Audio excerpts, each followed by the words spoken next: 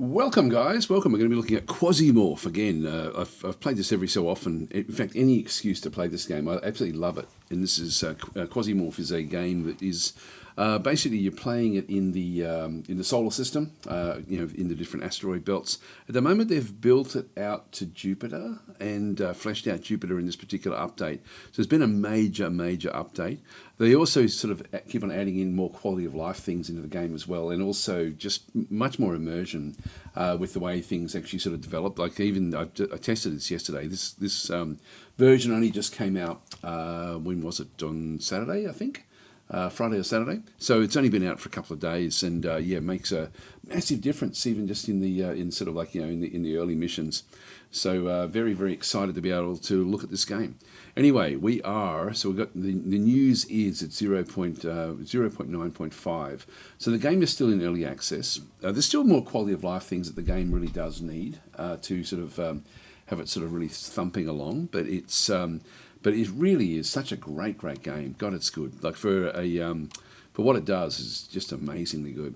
I do actually have a number of mods. I've got sort to tabs, which I've got to keep on remembering. It's F5 is what I need to do to use the sort to tabs. I've got an augment indicator, which will then just help me to find augments. You can sort of augment your fighters with giving them sort of cybernetics and stuff. Display movement speed on the UI hover version. That's this is actually something. These are all. I did test them to make sure that they actually all do work, and they do, which is important because these are very cool mods just to help with making the game stand out and sort of be a bit more legible. I'm hoping that a lot of this stuff actually comes into the base game at some point, but it's great that the modding community is doing this sort of stuff. Actually, every time I do a stream like this as well, people in the chat will then sort of say, hey, you should be testing this mod or that mod, which is great. That's how I got the sort to tabs and a few of the other ones as well. So it's always useful. But of course, every time there's a major update, and this one is a major update, there is, it takes a little while for some of the mods to kick in, but these three all work, which is great. News-wise, let's have a quick look and see what it tells us. So, cumulative changes from the past 3 months, so save compatibility, blah, blah, blah. New Bamfutura Flortos and Hexarch Tianming. Jupiter is no longer a safe zone. Its moons now have their own Bamfutura. This is actually, Quasimorphs are the name of the game, but I wish we could turn them off properly.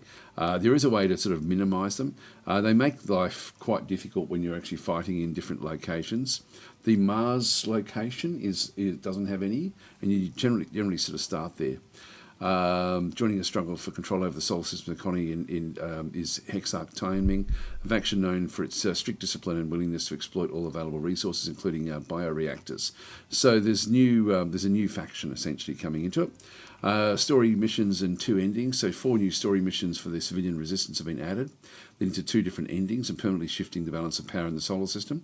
These missions become available after completing Manifesto and From the Spark to Flame missions, which are sort of like they randomly come up. They're the way that it works in the game is they're not preset maps. They're not preset pretty much of anything other than just sort of like an algorithm to have like a way of playing each actual mission that you then go and do. So I haven't seen these, and I don't know. Like I have to try to remember to look for Manifesto and From Spark to Flame. You'll see them as we get into it. So faction window overhaul. So we have new information.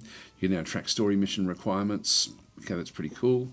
Didn't realize that you could do that. So okay, show what missions a faction can generate, but also what they need from you to progress their storyline. So every faction has got its own little storyline, I believe, and so we'll sort of see if we can find out more about that one. We'll see what. This is the different mission types and through there.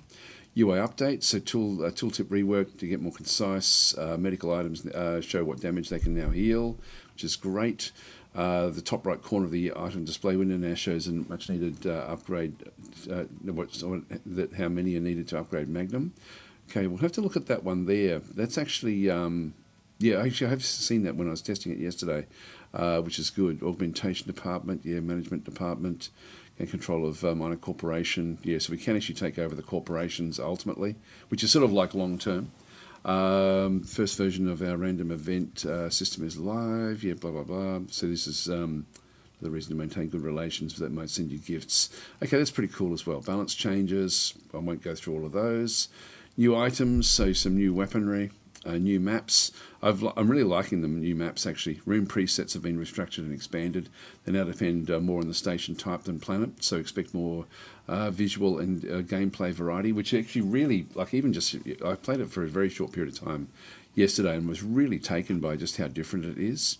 We've got voice acting in through there again as well. Great, so that's actually what we're dealing with.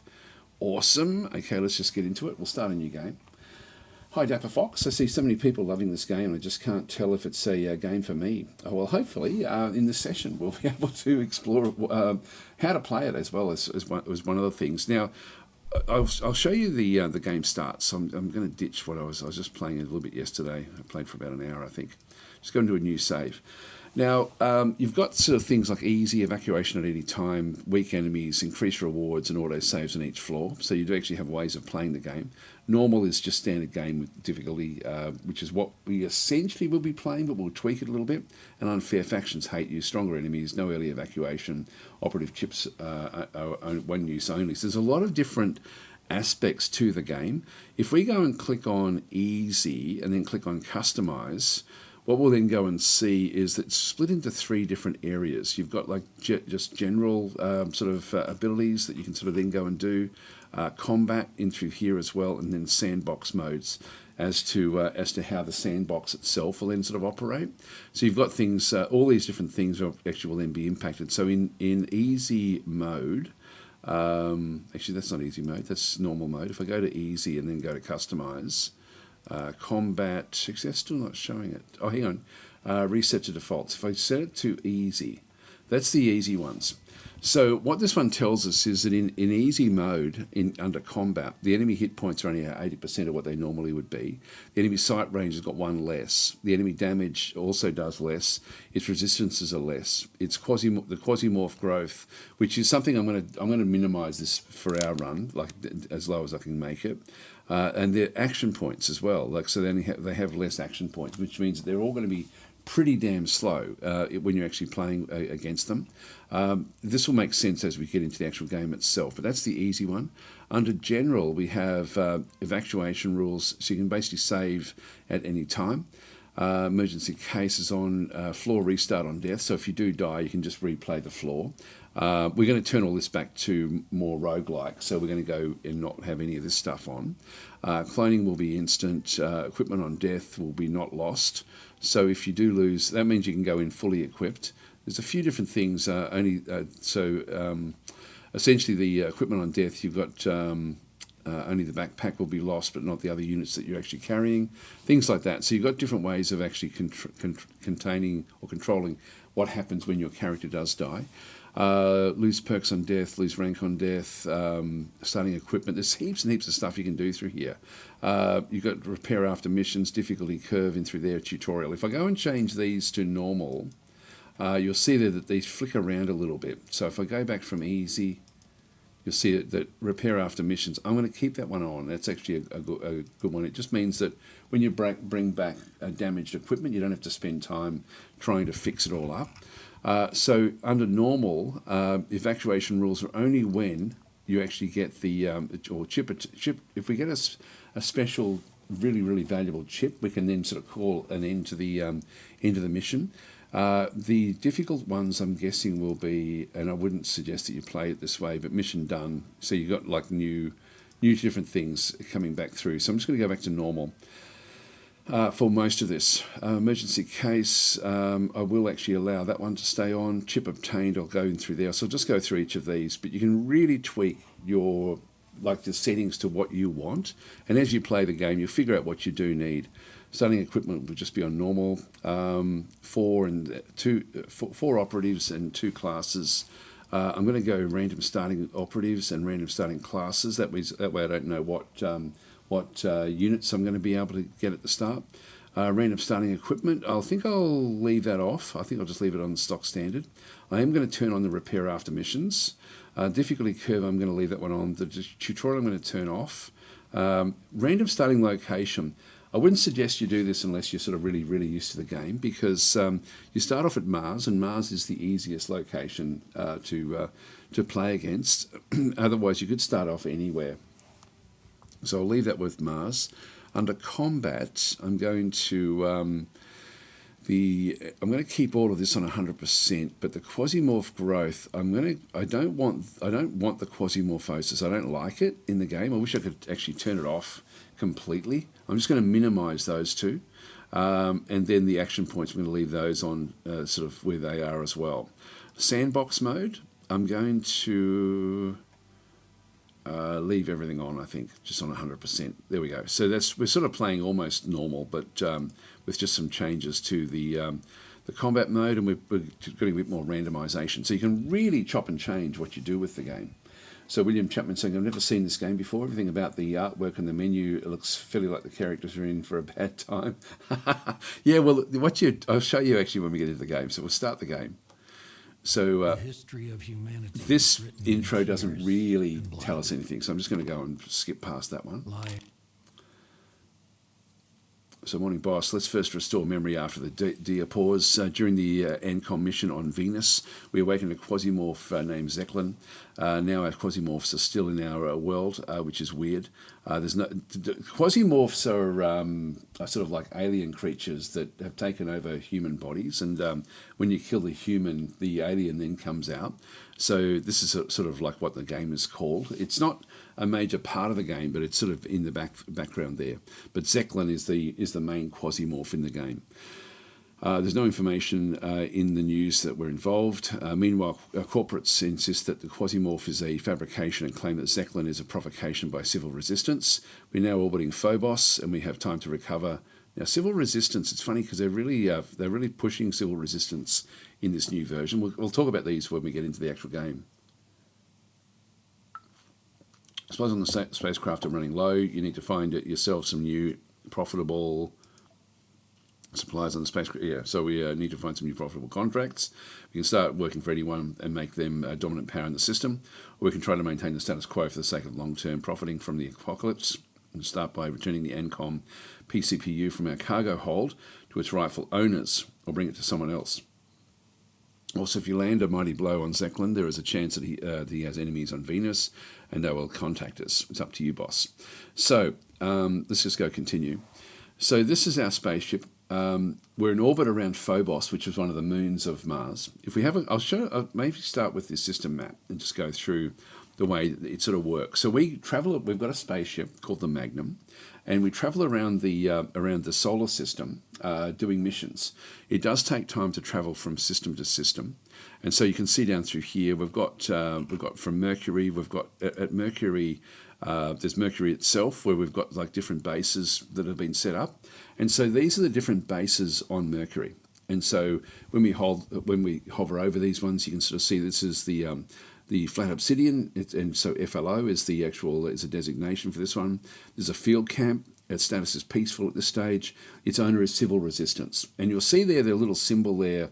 That's the symbol for civil resistance. So as we come through the game, we'll see more and more of those sorts of things.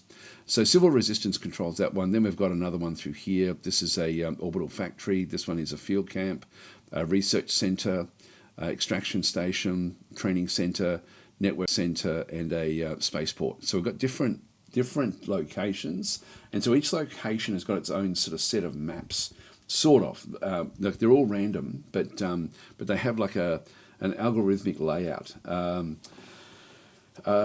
So William is interested in saying diapause. Is that the Quasimorph equivalent of a cryogenic stasis? I'm not sure actually. I think it is. I'm not sure. I'm not sure. I'm not sure what that actually is. I think we've sort of we did a mission on Venus. We'll get to Venus in just a minute, but this is this essentially is Mercury's. So around Mercury, there's Mercury's orbit. There's 7 things. Then we actually have a major space station, Volcano's orbit, which also then has a refueling terminal, a colony, and a laboratory on that one through there. And we have another one called Citadel 1, which is another big station. which has got like a research centre, power station, hydroponic farm, laboratory, entertainment service. So every single location in the galaxy is set up this way. Now Venus, the backstory is that we did a mission on Venus, and when we see this symbol here, this sort of T, this is Zeklin. So at the moment they're peaceful. We did we sort of released. We were the ones who released Zeklin into existence with the Quasimorphs. So that's the backstory, and so we've now escaped out to Mars after doing that mission. So that's where we sort of start off. So we don't start off by releasing Zeklin. We actually start off escaping to Mars. So there's a whole lot of different there's a quasimorphic structure there. There's a planetary station, spaceport. So they've taken over some different areas. Then we actually have a few other different sort of locations which are also controlled around Venus itself. Then there's a number of Havoc's orbit. And when we see these different things, these are actually missions we can go and do, but it's going to take us a long time to get there. So by the time we get there, like you can see there, 39 days, 4 hours in the time to go and do that one. It's probably going to take us longer. Yeah, it's actually, no, it takes us 24 days to travel from Phobos to Havoc. So to travel to Havoc itself is we would be able to get there in time to do that mission if we wanted to. But around Venus, there's a lot more Quasimorphs in around here than there are anywhere else. So we have to be careful when we go to those sort of locations. Mecta is another sort of starbase. Havoc is like an asteroid that's being captured. I think that's sort of like the backstory for that one. Earth, back into here, again, lots and lots of stuff around its orbit. Tchaikovsky is a large space station. The moon itself, back in through here. The moon also doesn't have quasimorphs, or it didn't have quasimorphs, and so I don't know if it does anymore, but anyway, that may have changed. Then we've got Fuller, which is another space station. So there's all these different things. At Mars, and it's all random. Like we don't know, like not the locations, but and not the actual like what's here, but the different missions. You can see there. This is the number of missions that we have. At Mars itself, we have one mission available at this point in time. These will come up fairly quickly. And so we can see through here, this is called Closing the Circle. The beneficiary of this particular one is Daydream Chems, and we can see then through there, it's got like a symbol there. This is for Daydream Chemicals, which is another one through here where this is peaceful. They don't have any missions there, but that's actually them controlling that location. And they're going up against a group called SBN. So they actually want a conquest mission to take over that particular base, and so they're asking for a paramilitary group to go in and actually do the conquest, and that's what we do. So we're sort of like guns for hire. So that's one mission we could do at Mars. You have to be a bit careful what you decide to take on. This you can see there the actual if we side with Daydream Chems, the difficulty is 5 skulls, which makes it very, very difficult. High reward. If we side with SBN, because we can actually do the mission and then flick across, and then we can do the defense of the mission against another paramilitary group, and in that case, or even against the Daydream Chemical guys. And if we do that one, it's an easier mission to hold them off. So we have other things we can do. The first mission, we have to go through 4 floors of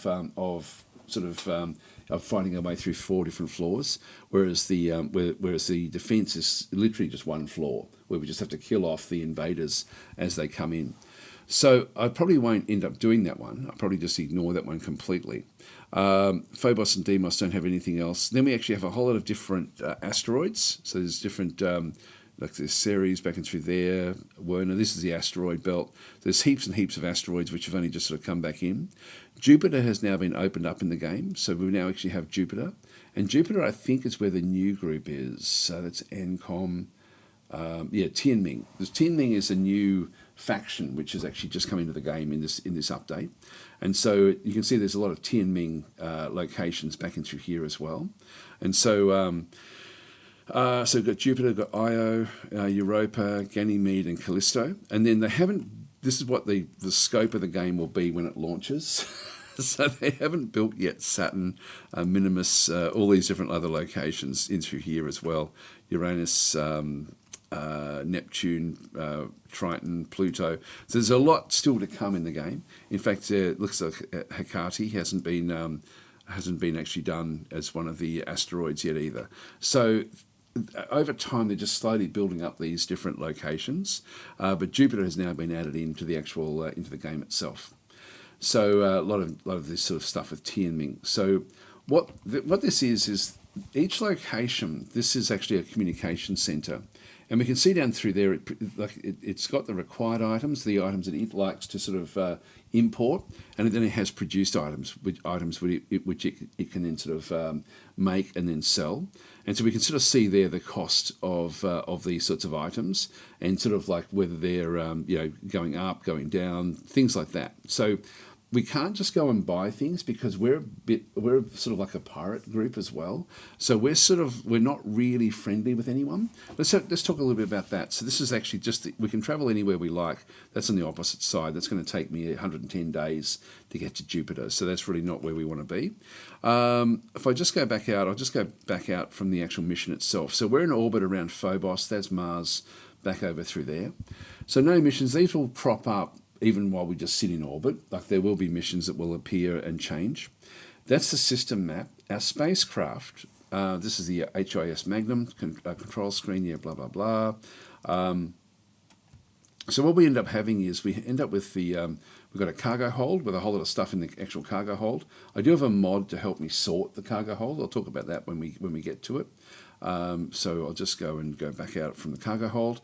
We also have operators. Now, we haven't actually brought any of these in just yet, and we randomly generated these at the start, or randomly sort of chose from all the different operators that are here. I'll talk about this when we start to do missions.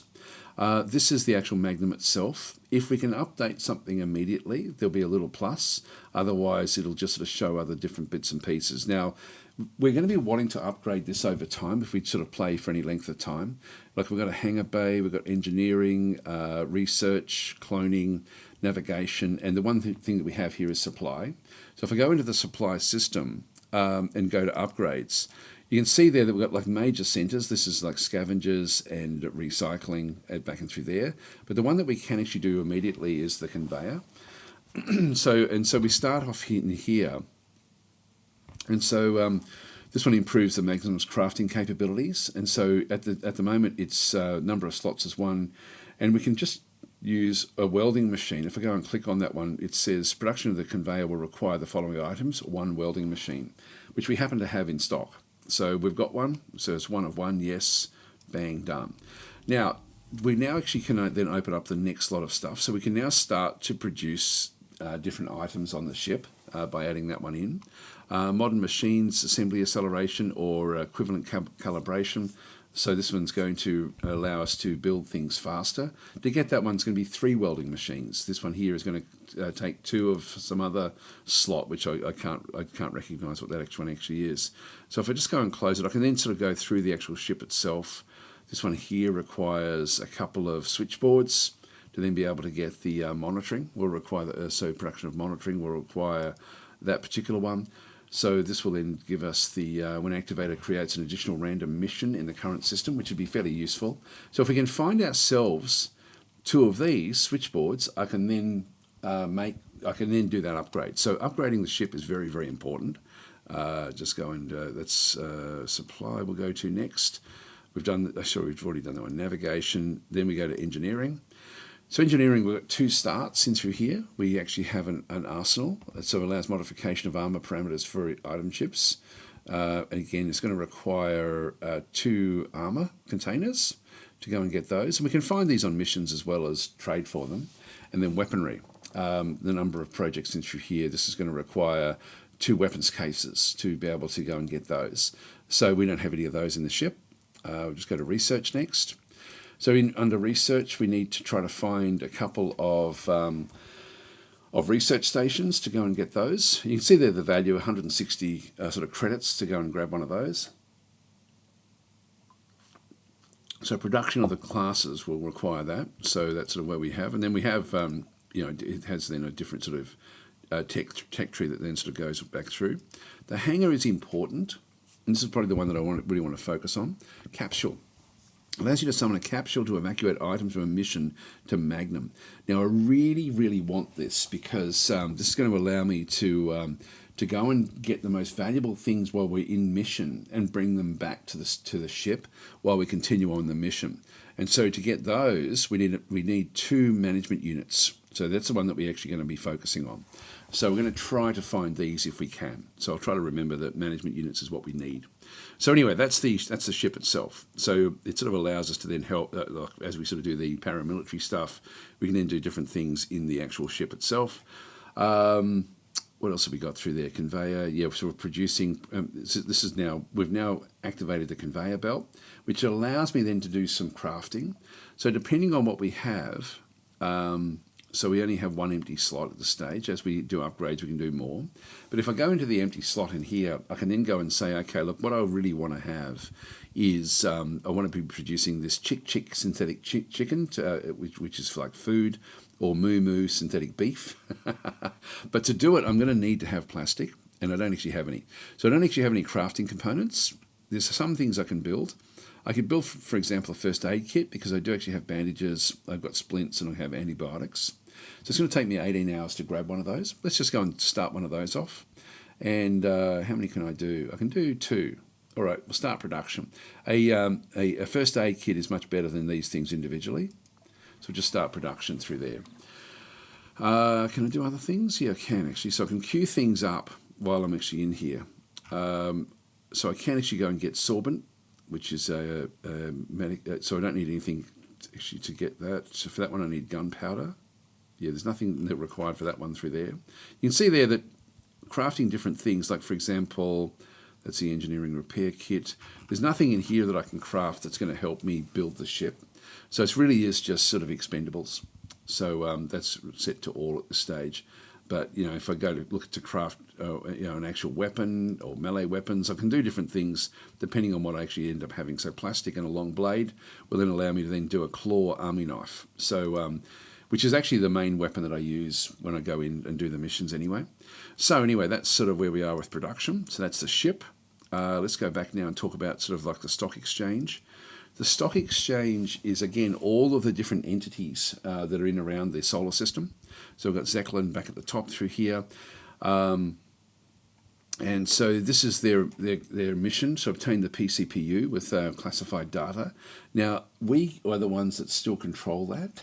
So we actually have the PCPU for ourselves.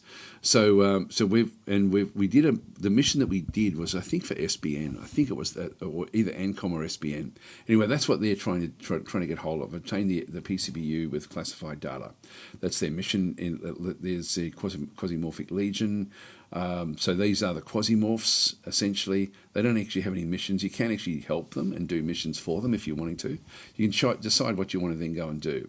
So info then just tells us backstory. I won't go through all of this. It sort of goes through into a lot of detail, although it might talk about what we did. Yeah,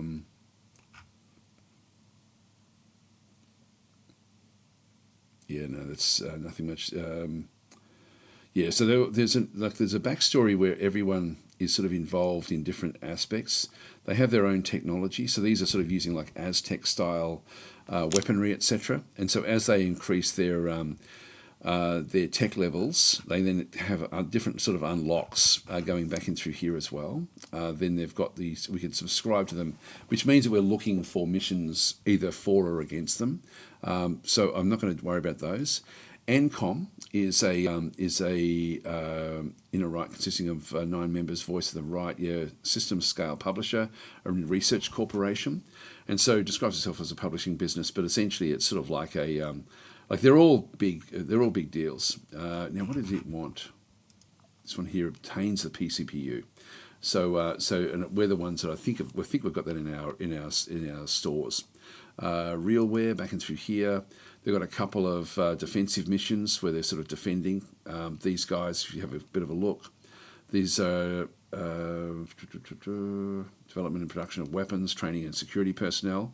So Realware is sort of like a military group. SBN, if we have a look at those and look at their info, these are a media corporation, host the actual version of NCE. If we have a look at that's scouting, time until change. So this is at the moment it's trying to do like looking for elimination, sabotage, espionage, and ritual and robbery. Realware is trying to also obtain the PCPU as well, But I'm pretty sure that one who commissioned it was these guys here. So we could sell it back to them. Tianming is the new one that we sort of see back in through that side, and then they've got a mission in an abandoned mine, just to with one of the jobs that they actually have. If you have a look at their information, this is a biotech life support systems, is what they sort of get up to. So each one of them has got like a different role, and they're different. They're going to start with different power levels. Like in this case, civil resistance, which is sort of like the rebels in the galaxy, have started very, very strong. Now I tend to fight against them. They're fairly easy to fight against. So they're trying to gain reputation, gain 25 reputation. So reputation 0 of 25. That's actually something that we would then need to be trying to do, I guess, for them. I'm going to subscribe to them to look for what they actually end up having. When we subscribe, their missions will then be highlighted. I think I'm going to do ANCOM as well and subscribe to them. So we'll subscribe there, SBN, and maybe Realware as well. I'll just do these big ones at the top. Dilthy is an engineering hypercorporation. I won't sort of worry too much about a lot of these other ones. Who's the worst ones? The Corwood MG. These are like belters from, if you've watched, I forget the name of the show now. But anyway, the belters are sort of doing what they're doing back out through here. They've got a couple of missions against SBN with what they're with this group up through this other side. Again, if we have a look at the so they're just trying to defend. They've got espionage and robbery. I don't know why they're actually attacking out through there.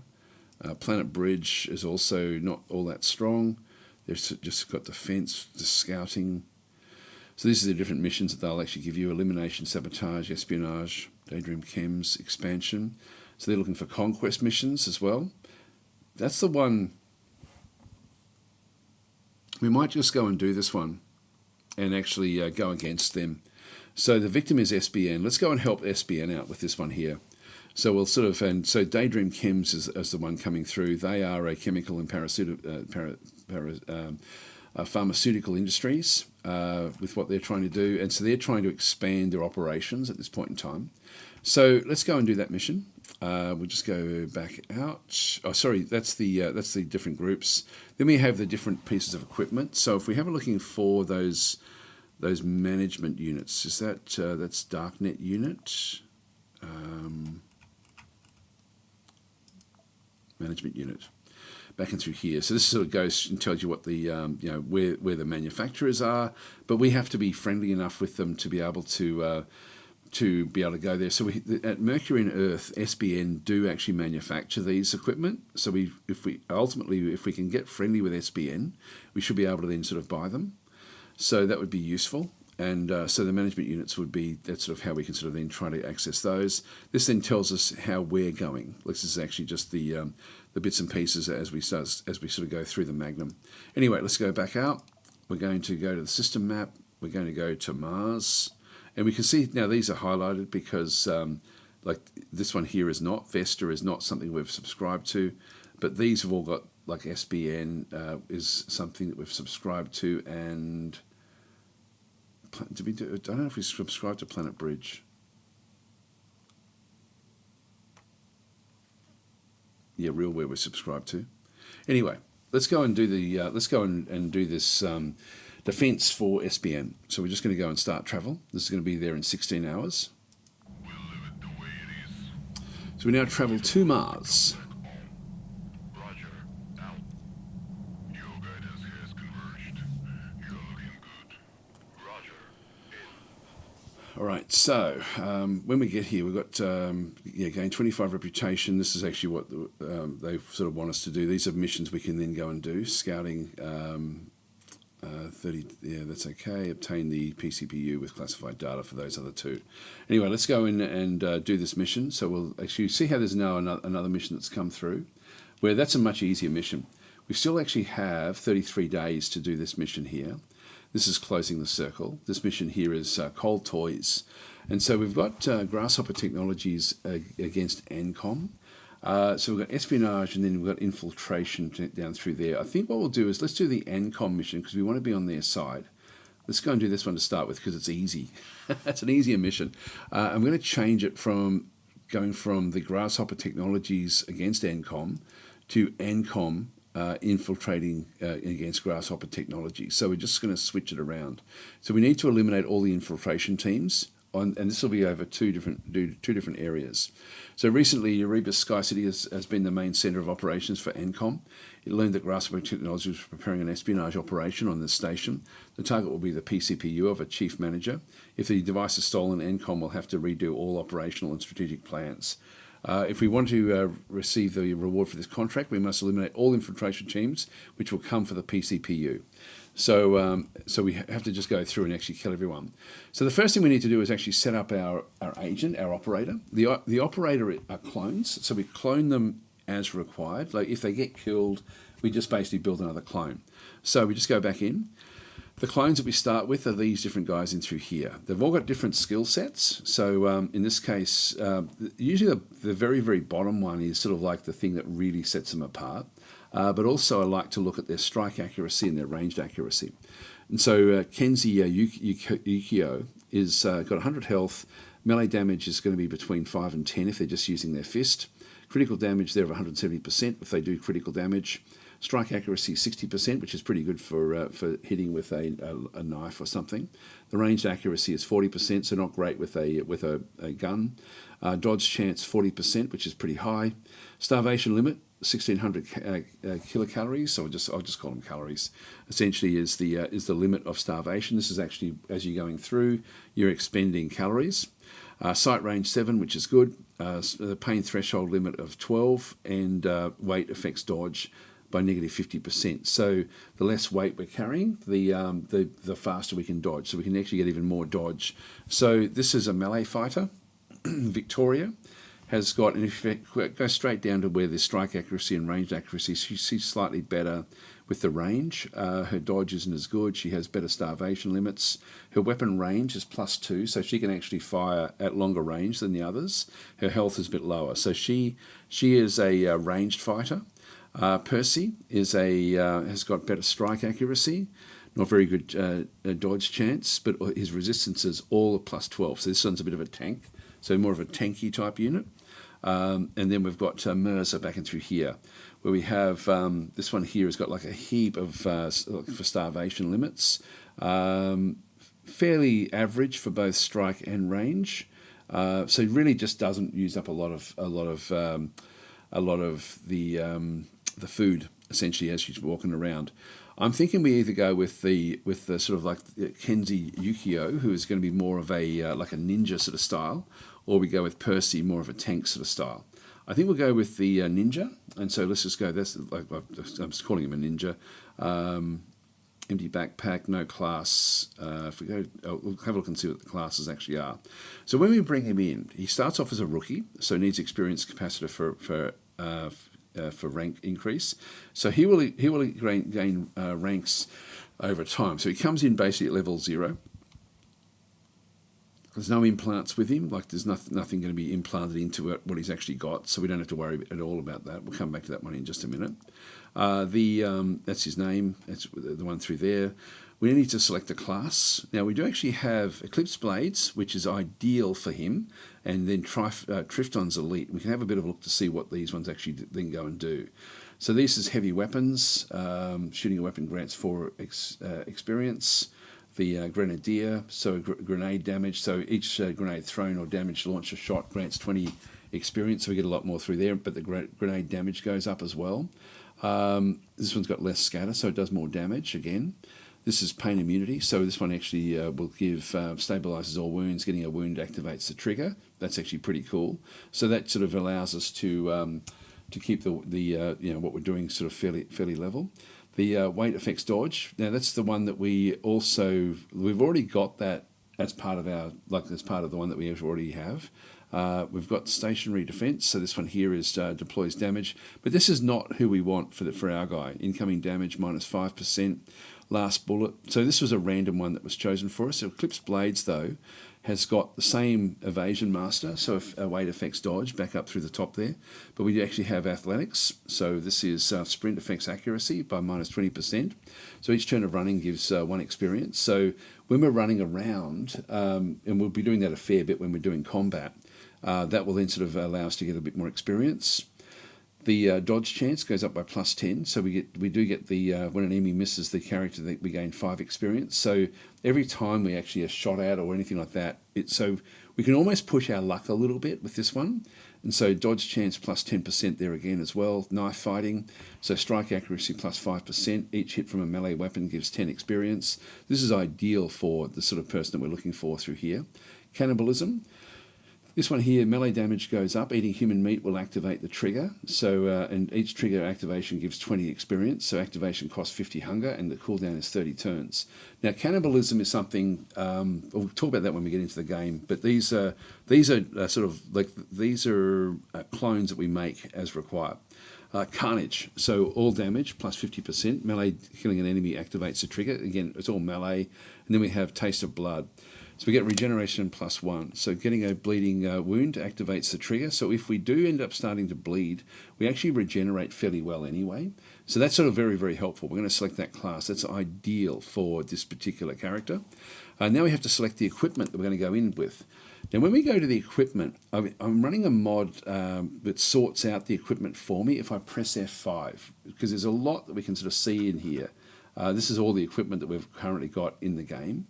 There's all sorts of stuff we can bring in with us. The PCPU should be in here somewhere, I think. I'm not seeing it there. Oh, that's it there. That's the ANCOM property. That is it there. Secret data. That's actually that's the stuff that we escape with. All right. So to go into this mission, all I'm going to go in with is a knife. That's it. Bang, done. So we're not going to put anything else in on the actual character itself. We do actually, because we have very limited stuff, and I don't want to be losing things. So I'm just going to go and all I'm risking here is a blade, but that's, you can saw there with the with what we ended up having. Now they've sort of added like little things like backstab, accurate throw, things like that have been added. If I go and hover over, for example, the hawk, the tactical tomahawk, this one will cleave. It's got a piercing throw and it does wounding. So they all do different sorts of skills. Like when we actually have a look at what they end up sort of the abilities that they have. Now this one here has got a strikes 1 to 3. Does a piercing damage of 26 to 34, critical damage 200%. So these are really quite good for this sort of character. That's it. We won't put any other. We won't deck them out with any clothing or any other ranged guys. No backpack, no vest slots. We do actually have a vest slot there, which we can sort of make use of. Just go back out. And so he is now decked and ready to go. Now again, we just double check that we are doing eliminate all infiltration teams. Let's start the mission. I'm just going to grab myself a drink of water.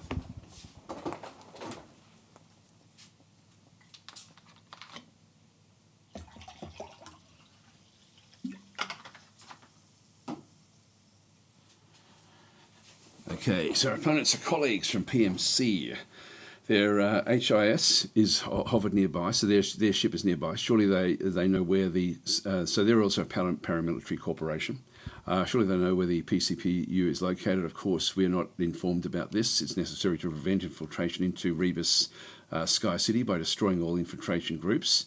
The contract does not include a clause on the inviolability of the customer's property, but do not be distracted from the task unless absolutely necessary. So we can still find loot and stuff like that, but we have to be just a bit more careful because we're now defending the location, not actually not doing it ourselves. And we have to go through 2 different layers. So we just go continue. So our ship then comes in. So the shuttle from the Magnum. And so it looks like we're in some sort of space station. I didn't actually have a close look to see what it actually was. And so now it's all randomly generated to an algorithm. Okay, so we've got boss. This level of the station is a complete mess. Unchained belt pirates have burst through the cargo locks. So the unchained belt is the ones that the other group is using to actually then go and fight. So we're going to have essentially they're not going to be really too easy to beat, but they're going to be sort of trained fighters using from the belters essentially. So waving homemade blasters and yelling something about their piece.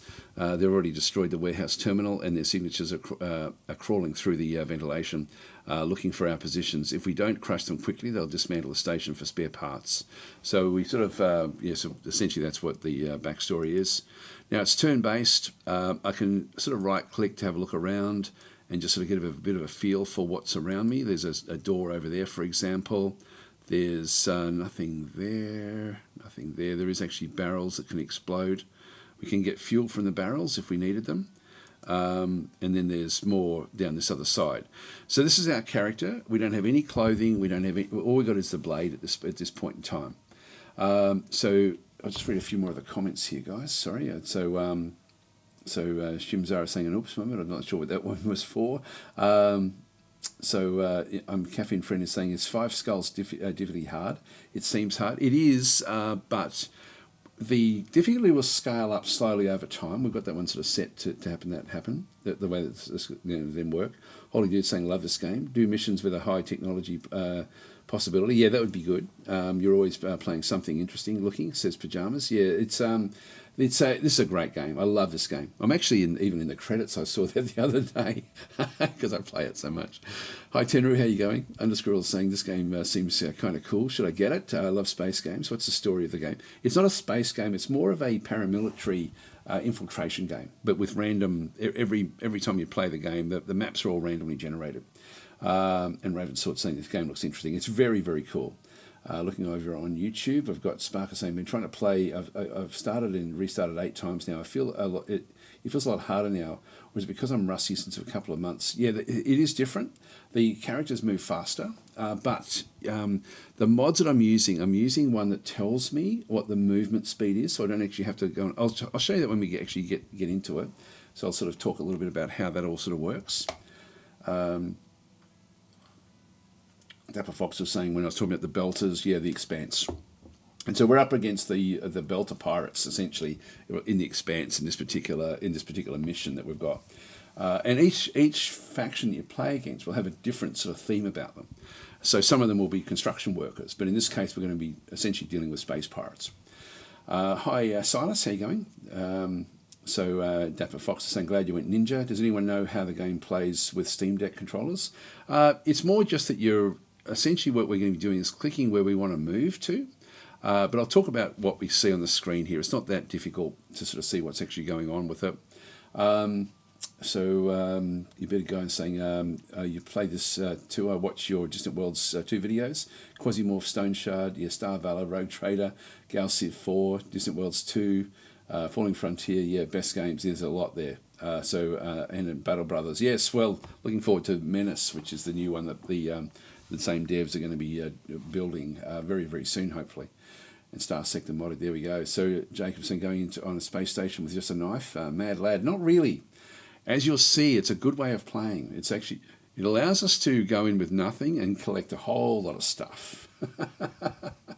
So Sparker's saying it's the best way to get started until you get more kit. Yeah, it is.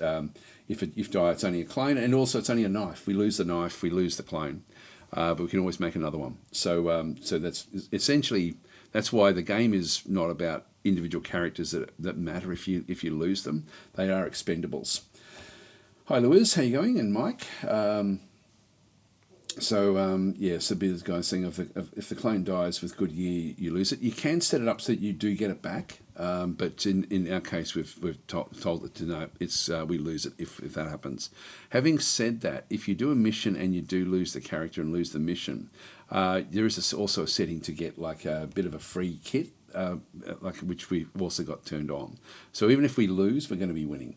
So in this case, I'm going to, so we've got the inventory back up the top through here, where I've got the knife. If I press the I key, I then actually have my inventory open down through this side. I've only got the knife. So the inventory is the inventory. That's the I up through there. I can do different things. I can do a precise stab where the damage modifier is 100%, or I can do a series of stabs where I've got like 3 strikes. The damage modifier is 55%, and the accuracy is -20%. I'm going to keep it on just a single strike. That should be enough for me, I think. Health monitor, we'll talk about this when we get damaged down this other side. This is our satiety. So essentially we end up getting, we're full at this point in time, which gives us a little bit of like +2 regeneration per turn. So when we eat and we're full, we're going to get regeneration to our health if we suffer health problems. This is the health itself. That's the pain threshold. So as we take pain, it's also going to then affect the way that we fight. Back over through here is actually where we are now. We're currently walking, and so there's 2 action points for every place that we then move to, and the satiety drain is 2 calories per action point. So we do lose 2 of them. The best way of doing it is to actually be crawling or creeping, and that's the Z. Z is if I press the Z key or Z key, it's going to go down to a creeping mode, and you'll see there that when I got walk, it's just telling me it's basically 2 action points. If I go to X, I then am running. So this is now running, walking type. So the action points here are going to be 3 action points. So I can use 3 action points per turn now. You can see the 3 little sort of pips underneath there. But it's going to cost me 10 kilocalories.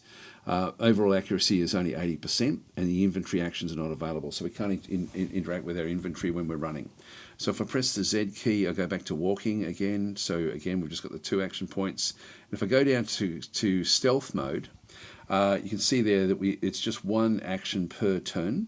But so 1 action point, the satiety drain is 1 kilocalorie, and we do notice now hidden enemies because we can now hear them, and the inventory actions are free. So we can actually do anything we like with the inventory. It's not going to cost us any action points.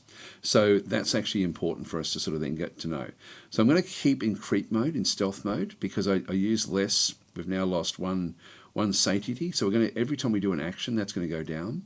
I'm going to sneak... I don't know whether to sneak up or down. We need to find equipment. We don't want to be around barrels if there's shooting going on. So we'll have a bit of a look in here. There we go. We've got ourselves a character back over here. So I've got a mod that tells me what I'm dealing with different groups. This is an ensign that we can sort of see down through this other side. If I right-click on them, I can then actually pick up and see what they've got. So this is actually what they're wearing. They're wearing a grin, which is a plastic workwear, which gives them different resistances. They're also wearing a prison jacket, and they've got which has got low condition. Again, it's got different resistances back in through there. This is the hyper pants, and see things like it's got shock resistance. I can't remember what all the different resistances actually are. Then he's also wearing a prison garment. So this is actually a pirate who's experiencing cruelty, no bounds. They fight as if every battle is their last. We can also see his health. Now this is interesting. He's already taken some damage. So his health is at 59, and he's actually got a shoulder injury. He's got a contusion on his shoulder. So he's already coming in slightly injured into this particular fight. Now, the other thing when I hover over him is, if I just go and right-click on him again, if we have a look and see, this tells you his speed, which is slow moving at 2. We're moving at 1 at the moment. If I go to running mode, I move at 3. So what I want to do here is I want to take him on, and we can also see with his inventory, he's using a rough cleaver, like an improvised axe, to actually as his weapon. So that's what the pirate actually has in the actual weapons that he's got. And so for us, we then need to plan how we're going to do this attack. Now, we don't know if there's anyone else behind him. I am using a mod that when I hover over it, it tells me on the left-hand side there what his that he's a melee fighter, which is really, really important for us to know, and that he's got 2 action points. So I'm sort of hopeful that we're going to be going up against more 1 action point guys, which will give me a couple of extra hits. So at 1 action point, he's going to have 2 shots to my 1. So I need to go and sort of get going a bit faster. So I'm still going to have in this turn just one action to go with it. So we've got. Actually, I don't know if I can see his sight range. He's just moving in. Yeah, we don't know what his sight range actually is. Or maybe we do here. Effect. No, I'm not sure what his sight range actually is. Anyway, let's just go and move towards him. So we know that he can move to there and to there next turn. He's moved off. All right. So now we have 3 action points. I'm now going to, he didn't see us. There's 2 of them down there. Here he comes. So it's the same guy again. Now he should have seen me. I'm now going to press X and start to run. Now I don't want to run in and shoot him. I want to have him come into here where I can then do a shot and then kite away. Kiting is really important. So I'm aware that there's 2 other characters in here because I was in stealth mode. And I'm just going to go through the action points. He's moved away. Go back to stealth mode again. So just pressing the Z key. Whoa, there's heaps of them.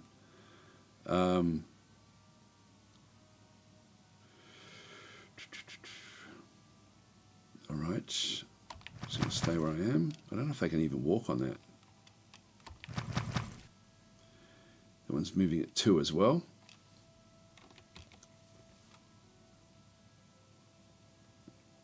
Now I've got 3 action points here. I want him to see me. I want to make sure that he sees me. 1, 2. Actually, I need him to go to there. Yeah, so he's come out. Now he's actually dragging blood. You can see that they're causing carnage back and through here. Again, melee, melee. This is actually okay. They've just got lots and lots of movement.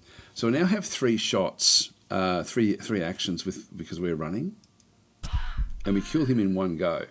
I can't interact with him at this point in time, so I'm just going to go in and control click and move over the top. So I'm not seeing any of the others with ranged weapons. He had a shot at me. I did dodge out of the way. So I didn't actually get to see. He's got 2. Yeah, this one's here is a ranged attacker, but he's slow moving. So if I go and have a look at him, he's actually using a self-loading pistol. So that's what he has, which you have to be a bit careful. And yeah, he's very slow at moving. So this is actually where we have to sort of go. Thanks for the subscription there, Lucasec.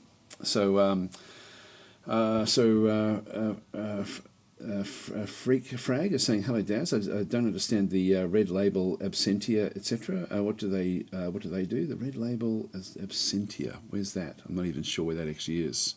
I can't see it anywhere. Oh, absentia. Sorry, down the corner there.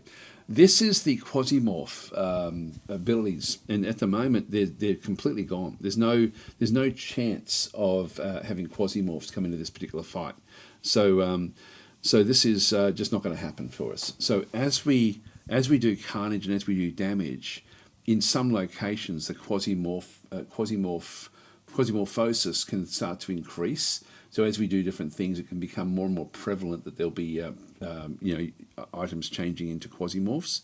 So I've got 2 shots before I'm going to need to zip on out of the way, away from this guy with his firing. So I'm just going to go and hit that one once, twice, he's down, and I'm now going to move out of the way. Now he's moved into this position.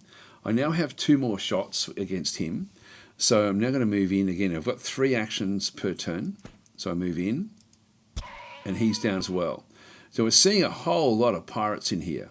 Melee, melee, melee, melee, melee. They're all melee.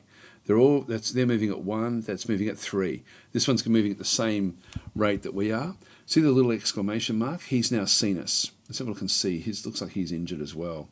Yeah, so he has got a robotic body part. So he's got maximum health -5. Running is unavailable, but he is already moving at a really, really fast rate. So he's got robot legs with the way that he's actually sort of then working, and he's using a machete. So he's going to be moving around pretty fast. They're both 2s, so they'll sort of come back in. I'm going to stay where I am and wait for them to arrive. 1, 2, that should be there, and then 1 back into there. Let's just stay where we are. So now I need to do the same deal again. I need to go back out. What I should have done there is actually gone and search this. So if I press the Z key, I might just do that. I'll go down to just normal moving. Now he's going to be there right next turn. I'm just going to go and have a quick look at this character. We do actually have a sneak peek, delicious chocolate. We're going to take that. We're going to take the t-shirt, throw that on, the trousers. This will give us, What this one does is as we put these on, we end up getting resistances. And so the trousers, you can sort of see, have got like 3 of the blunt resistance, and also they've got 4 of the cold resistance. So our cold resistance has gone up to 16%. We've got like level 9 through there, and we have blunt resistance of 13%. So the more we can sort of do this, the feet are going to give me a little bit of piercing resistance as well. So we're going to throw that one in. The actual, the Rooster prison garment helmet that it was wearing is of no real value to us. So we slowly pick up our resistances as we get equipment, as we sort of take the clothing. So I'm just going to go and have a quick look over through here. There's an eyeball that was also was popped out of the corpse. I can have a look at the corpse to sort of see. Yeah, the head was looks like the head was essentially destroyed. That's why the eyeball is on the ground. But yeah, pretty cool the way it sort of does work. Now we've now got the I've now got the fight here. They're coming in with 2. I'm going to press X because I'm running again, and I've got 1 shot there. This one here, I've got a character there. I think 1, 2. I think I'm actually okay. I can see what's down that way. I'll just stay where I am. That's moving at 1. So while they're all melee, I can sort of stay out of the way. Like if they were shooting, I'd be able to duck out of where they actually are. So I'm going to let that one run forward. I'm just going to go back to searching mode. Noodles. This is all helping with our satiety. This is a carver garment. This is going to give me, as opposed to what we're currently wearing, you can see there it's identical essentially. So it's not going to help me with anything there. We do actually have now a Casey. Like this one's going to give me a little bit more protection as well. So I'll throw that on my head. So we're now sort of decking ourselves out with what we find. Sometimes like these are worse off than what ours are. Like the actual ability, the condition of these ones are 31. These are the same things, but they've only got a condition of 11. So as it takes damage, it's going to be destroyed. Like these are destroyed. So we're just going to leave that one there, and then we'll wait again. Just go back up to running mode. Oh, it actually, this is the one of 3. So it actually did take a swipe at us, and we dodged out again. We do actually have a combat log, so we can sort of see what actually happened through there as well. Like this is the, these are the different rounds. This is actually essentially where we are. We don't get to see the dodging, unfortunately. But anyway, that one we did actually dodge. So I'm just going to go and click on this guy. Did 1 bit of damage, and we can see when we do that one, we did actually hit it, and we did actually do damage to its stomach. It's down to 5 health. If we were and this is actually another viable thing, is that if you are, it's a deep wound that we've actually caused to its stomach, and so the damage per turn is 1 action point. He's only got 5 hit points left now from this one through here. There's a 5% puke chance, so there's a chance he's going to throw up, and then the damage per action point is 2. I've got 2 more action points myself. He's going to take 1 action point, and then he's going to use up all 5 chasing me if I need that to be the case. Now, there's that one there. This one will actually, there's nothing there, so let's just go and finish him off.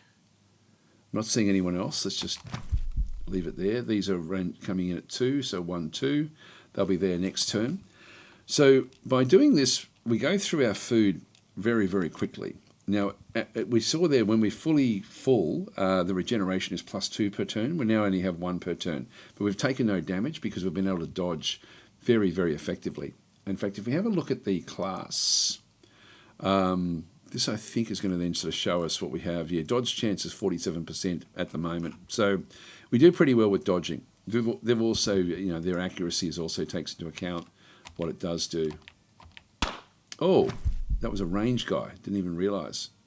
Yeah, so he's ranged. I didn't even know that. So I should have checked that. Now we've got another one there, another fighter. I need to kill him in 1 go. Yep, that's fine. 1, 2. I don't want this guy to have a shot at me. So we've still got more melee guys coming in. I can also see on the map, if I go to the map, this is more of the paramilitary groups coming in. So I can sort of see what we have to go and deal with. So there's still actually a whole heap of them down this in this sort of area on floor 1. We can only see floor 1 at this stage. If we have a look at the mission management, eliminate all infiltration teams. Floor 1, remaining to kill targets 5. Floor 2, the data is being refined, so we don't know what to do on floor 2 just yet. So I need to now move, rather than move down and then take 2 shots from this guy, I need to move back up again, and he'll then follow me. And this is the secret to playing the game, is to do it this way. So again, if we look at the map, we know that there's more guys in here. We'll just go back in. It'll be more than what's required here. I'm going to go and have a look around. I'm going to press Z and go back to creeping mode. So melee. Let's have a quick look and see. This is a food container as such. I'm going to start eating the food now. So this is going to be 400 kilocalories. That's going to get me close to the to where we were. There's a piece of plastic now left over. That's close enough to our maximum. I'm going to ditch the plastic. This one, none of these are going to be as good as what we have. The clothing here goes up better for blunt damage and less for cold. The blunt is much more important to me, so I'm going to go and grab those pants. What I can also then go and do is, I do want to get some rags, just in case I need bandages. So I'm just going to quickly disassemble those, so we end up with some rags. These are sneakers, which are, at the moment we've got a bit of pierce resistance, so I'm going to keep that where that is. The food container, I will take that with me. I'll just go and throw that in the so I'm just carrying it in pockets and things at this stage. Do have a headband. It's not really going to help me at all. I'm losing piercing protection if I do go and take that one. We've already done that one, and then we do actually have a rotten. We don't want to have this one. There's a poisoning chance if we eat rotten food. There is actually a crafting powder there, which I'm not going to take. So we're not going to worry about that one, and then we'll have a look down in through here as well. Here we go. We've got the Garland self-loading pistol, so I'm just going to go and bring that one across. So it's actually empty. So there's no bullets for it. No real point in keeping it in that case. Oh yeah, no, it's not very good quality. I can go and disassemble everything, like if I'm wanting to just sort of strip things apart. Like this white button down, for example, I'm just going to go and right-click on that one and disassemble it. That'll just give me more rags. I don't think I can do anything with that one. Yeah, I can just leave. There's nothing there. So what I can do here is just go and recycle, like disassemble everything if I needed to. And again, in stealth mode, there's no, like, we can do all this stuff. It doesn't cost us any time to do it. The ensign corpse, I'm not going to worry about that. If I disassemble this one, we end up with more rags. This one in through here. We do end up with bullets. This is actually a Garland. This is actually better quality. I'm going to throw that one across. The bullets I'm going to put in my vest, which is down the bottom through here. So we have one sort of pocket just for the vests. So I'll go and throw that one in. There's some beans. This one will give me 1,000 calories, so that's actually very, very valuable. These ones here are only 150 calories, so not a hell of a lot. These ones, the Hessian Armoured Workwear does give me better protection, but not against the other one. I do get a little bit of piercing protection with these prison boots. So I won't take that one. It's sort of, it's got 5 resistances. This one here has actually got 7, so that's a better piece of equipment. This is this is one that's it's pretty much the same sort of mask as what you're currently wearing. So we'll just keep on wearing the Freddy. Is it the Freddy Krueger mask that we've got? And then there's a bone that was obviously been sort of stripped off one of the other characters. So we'll just leave that one where that is. Now there's still no one else here. Yeah, we did that one already. And we've done that one as well. So we've sort of, I just need to have a bit of a look around. So they'll be coming through. Let's just go down and select the next one. We have one, and that's it really. There's just a lot of dead corpses in through here. Just going to have a quick look around. This one here has got moo beef for 300. Go and take that. This Garland is actually much better quality than the one that I've currently got. I'm just going to go and unload the ammo from that one, throw that one on the ground, or throw it in their pocket. Grab this one. So and we've got still got seven bullets left in that one through there. This is a Greyhound, which is going to give me less blunt protection, but better other resistances. We end up with poison resistance and shock resistance with that hoodie. These are brown jeans, not going to really do anything for us. I'm just going to disassemble those again, just get more rags. So I can use the rags as bandages if I have to. They're not great, but they'll do the job. Also, for crafting, I'm going to try to find a crafting bench so I can make myself a backpack, just so I can sort of put more stuff in it. Right, so that's sort of where we are with that one. Having a bit of a look around, nothing there. This will be the stuff that we looked at before. It sort of looks around at the everything around you. So that's actually okay. And then these are all going to be coming in at 1. Let's just go and move in this way. So I've still got a couple of turns before they get to us. This one here is actually a Liberator, large caliber pistol. This is better than the one that we're currently looking at. So if I switch over, I can then sort of see what the difference would be. But this will be this one here is worth 100. This one's worth 150. So it is going to be better. It's only got one shot, but I do actually have those as well. I'm going to ditch those. I'm going to eat the chips. I'm going to take that. I'm going to leave that one behind. I'm going to unload the ammo there as well, which is going to end up nowhere. I'm going to throw those down there, and so we've got a better pistol. And so this one here has got a effective range of 4. It's still got the effective range of 4 as well. The scatter's a little bit wider there. That's going to be okay. Anyway, that's we'll leave that one where that is. This one here, we've got a Greyhound. Just wanted to just see if there's anything really worth bringing in over what we've currently got. No, none of those are really worth it. Just quickly disassemble these as well while we're here. The second one, nothing, and then the bullets on the ground there, which that's okay. Actually, I'll leave that. We're up to 1600 now. So we're now sort of got we're now full. Look down in here, nothing down that way either. A bit of skin, bit of feet, and we've still got the other stuff that was there as well. All right, so he's going to now come forward into there. We're going to now start running in the next round. So I've just told this one to start to run. I'm just going to move across. And now we've got 2 shots. So our knife fighting has just increased to level 2. So we now have 2 shots. And so the first shot was we did some damage. But I can always just run back, and then he can't really chase me. But he's now down.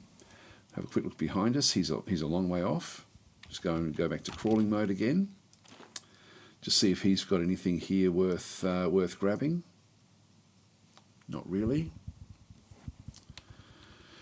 I'm going to switch over and load up my weapon while he's coming in. Let's just go and you can see there the calories. We use a lot of calories when we start to run around, like a hell of a lot. So I'm just going to go and I'm going to set that one up again. So I'm just going to press X, start running. But we're going to start to reload the weapons. So I'm just going to switch over the weapons now. So S. So I've now switched to the pistol, and I just want to load it up. So weapon reload. It uses these 795 bullets, and at the moment it's on rapid fire mode. I want it in single fire mode for when I use it. So I'm just going to go that way. And we just need to press the R key just to keep on reloading it, and then it's 1 action point just to wait. Reload again. So we've got 1 more in through here. Reload. He comes up 1. So we've still got, so I've got a couple more shot turns, so just go and reload. And that's it. That's all the bullets gone. So this is now full. So I'll just switch back again. And I'm just going to stay where I am. Actually, no, I won't. No, I'll move towards him. Because he'll then, in 1 more action time, I've got 1 more action point here. He'll move in, I'll then get the shot. There we are. So I've got 3 against his 1. Going up against level 1s like this is really easy. Now we just go back to stealth mode again. He's got a water container. I'm going to eat this and take the water container with me. Prison jacket. Gives me better pierce damage.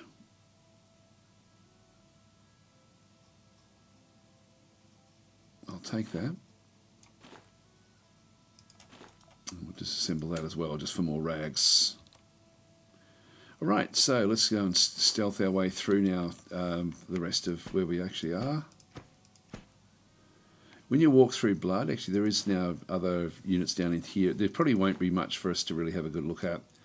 There's more food. I'm just going to eat the food, etc. when I find it. So I'll just sort of keep on staying on top of everything. Have a quick look around. That's rotten. Just in case there's something here worth grabbing. But there's a lot of carnage in here. So nothing much else in that room.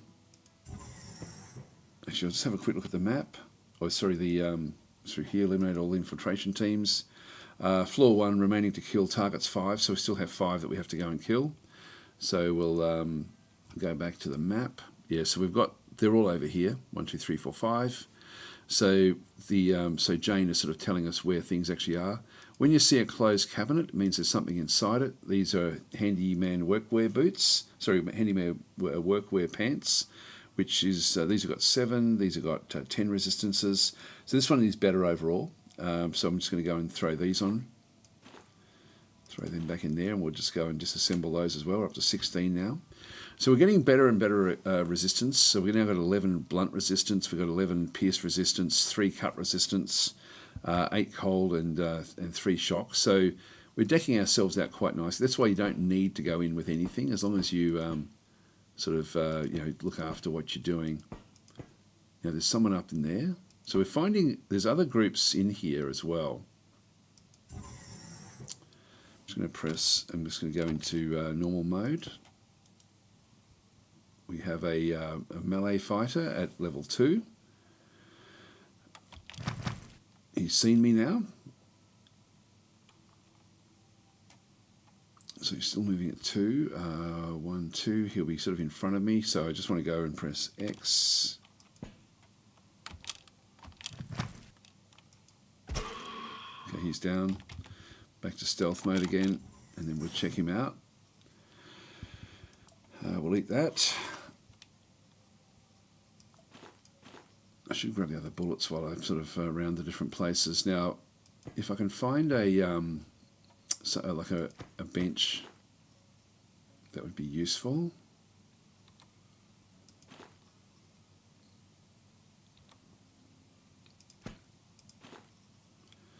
Oh, here we go. We've got a Starlock. These aren't great, but I'll just take the buckshot in my vest slot.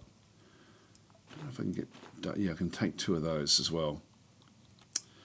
Alright, so that's working out fairly well. And this is actually, if we need to cook food, like we can actually butcher... I'll show you how to do this actually.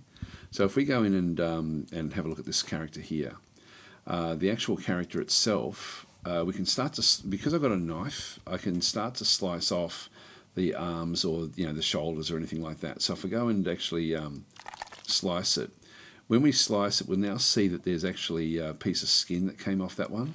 Let's go and do his hand, or his thigh. So it's taking the thigh and the leg off.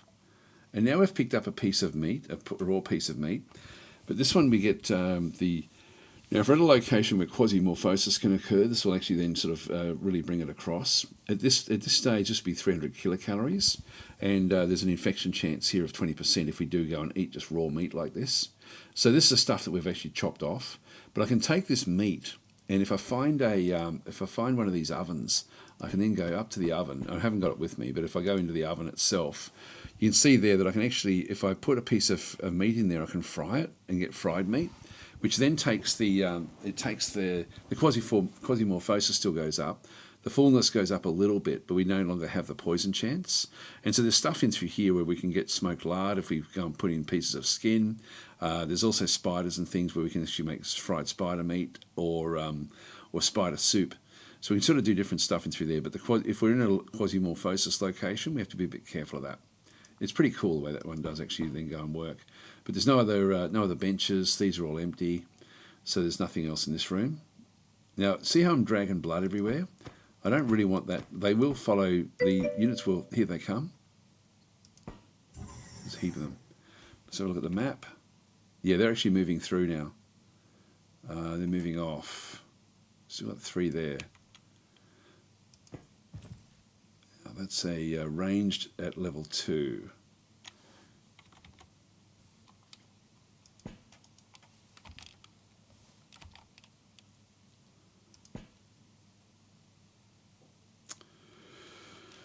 Do I go for it? That's not him. They're moving off.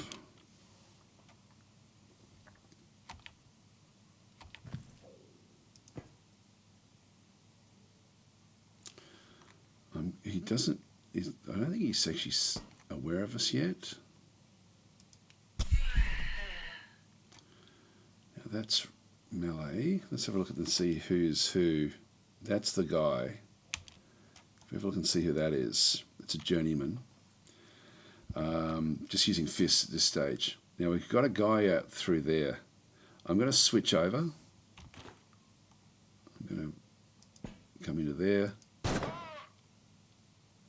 And then we go back.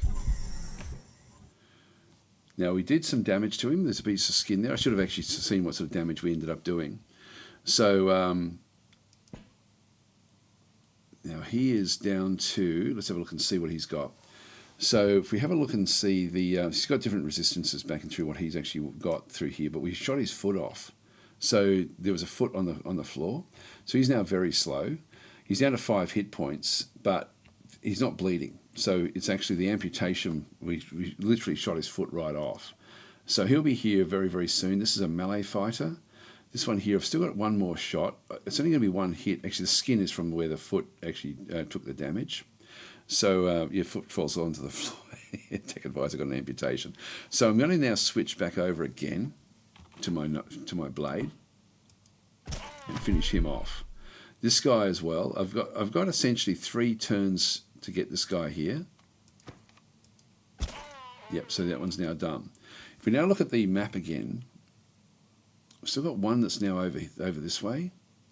So we've got a tech advisor there.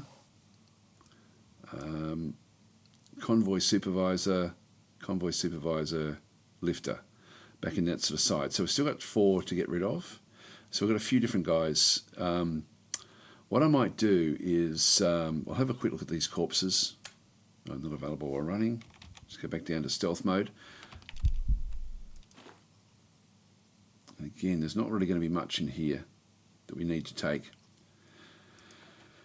There's the foot, the severed limb. Actually, it's a bionic leg.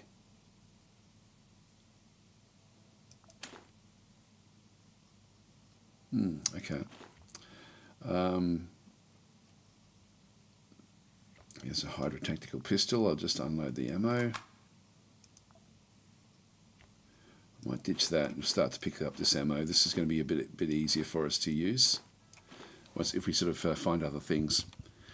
I think I'm going to keep on going after the big group.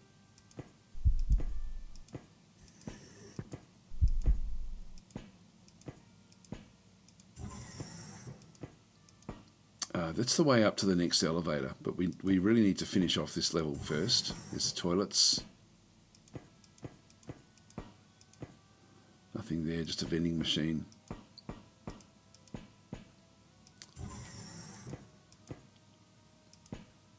Here they come. So if we have a look at the map again, yep, so here they all are coming in through here.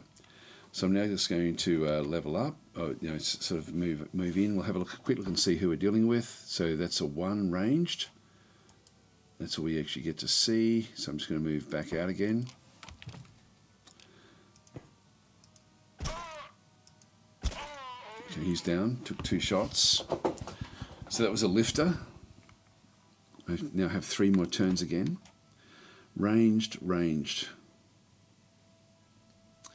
Now, I'm sort of half hidden there. I think what I'm going to do is I'm going to go back up.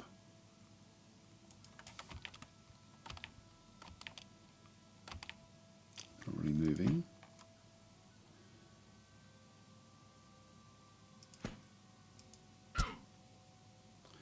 Now he's been activated. We've still got 3. The convoy supervisor now has a deep wound. If we have a look and see what he's got. He's now got a stomach wound. It's going to be 1 damage per turn and then 2 damage per action point. He's still got 28 action points left. So, I think we sort of shocked him a little bit. So he's down. I'm going to get one shot at the convoy supervisor. Let's go and do it. He shot at us and we dodged out of the way. Again, this high dodge is very, very useful for us. And he's down as well.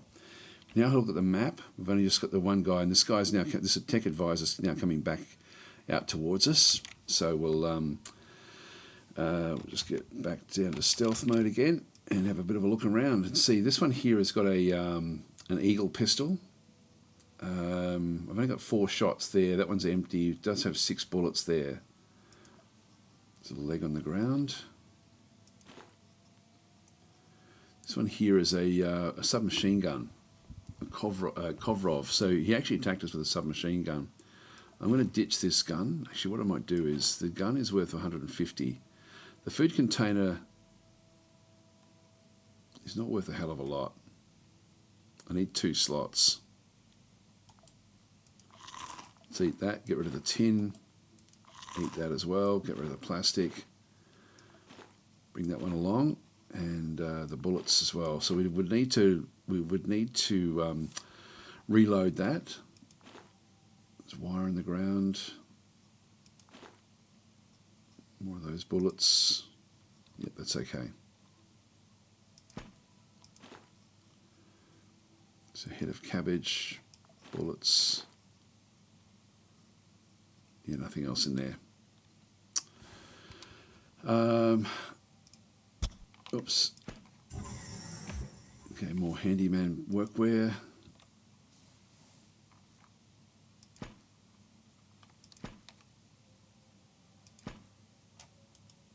Yeah, that guy is just around the corner here. Can't see him.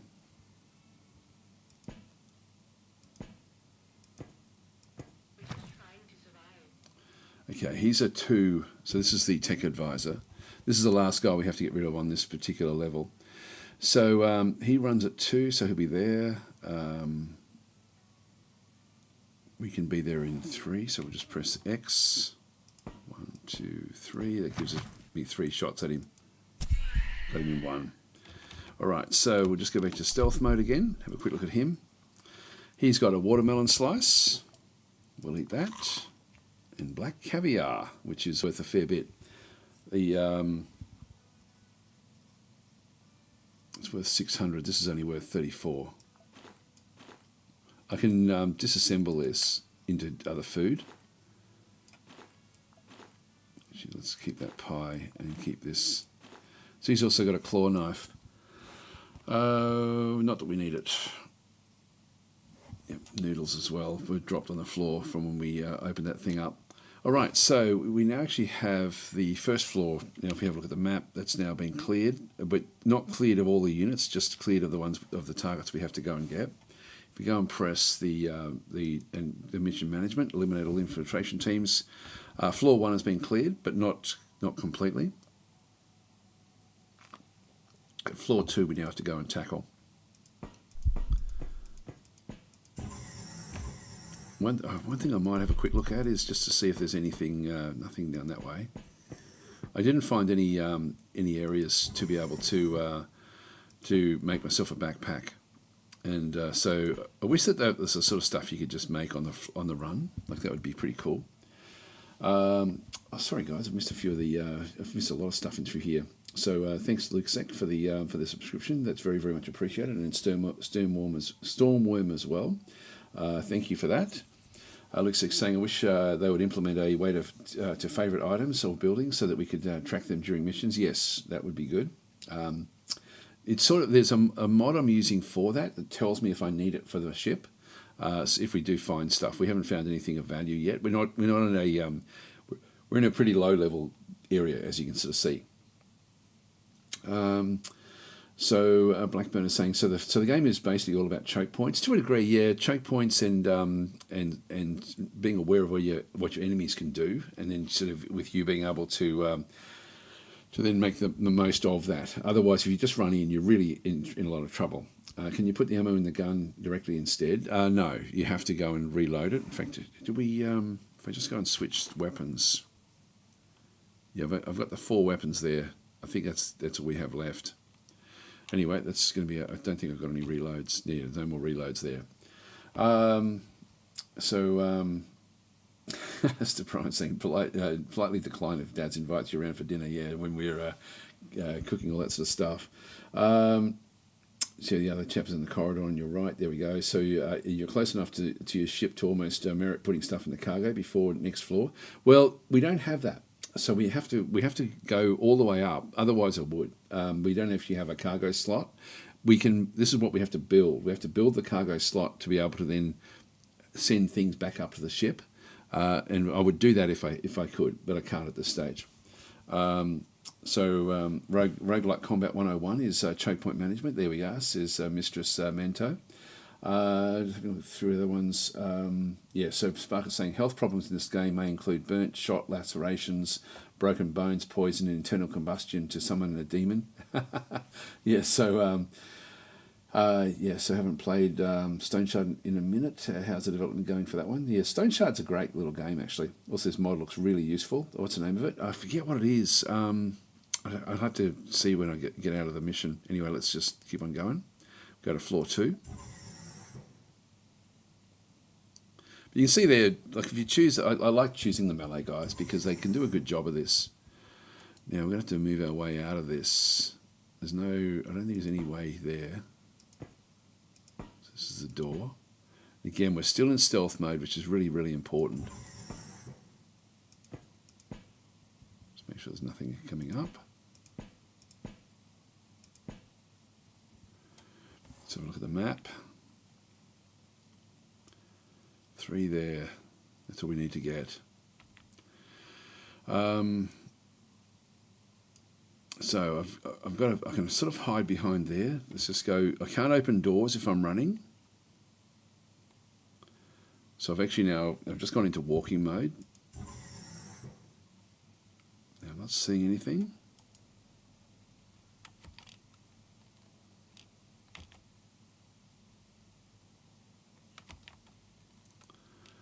Let's go back to walking mode again. So look and see what we've got to do. 3 targets on this floor. Okay, I'm just going to go and press X. Just going to go to walking mode and see if I can spot anything. Still can't. Go back to stealth mode. Here they all come. So we're behind here a little bit. Just going to press space a few times until we until we're aware of where they actually are.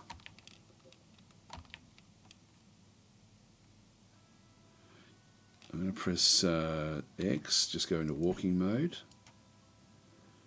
Cargo drone through there. What do we know about these? Massive protections.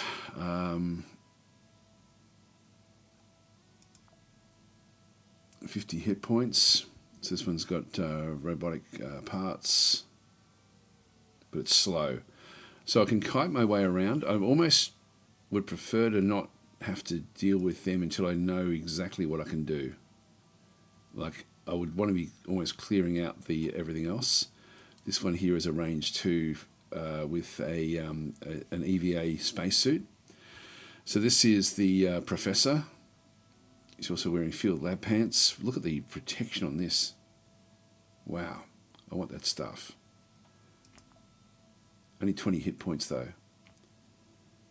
He's got robotic body parts everywhere. So he's a cyborg essentially. And then we've got a stomach with implant sockets there, one implant socket there as well.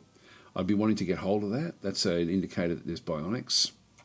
So that would be very, very useful for us. So I'm going to go and clear out the rest of the area first, and then come back to them.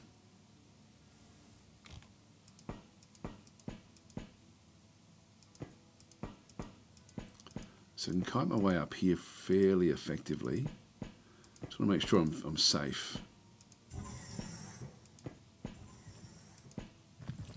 Yeah, there's something else up that way. That's a ranged guy. Range 1. There was another one that wandered off that way as well.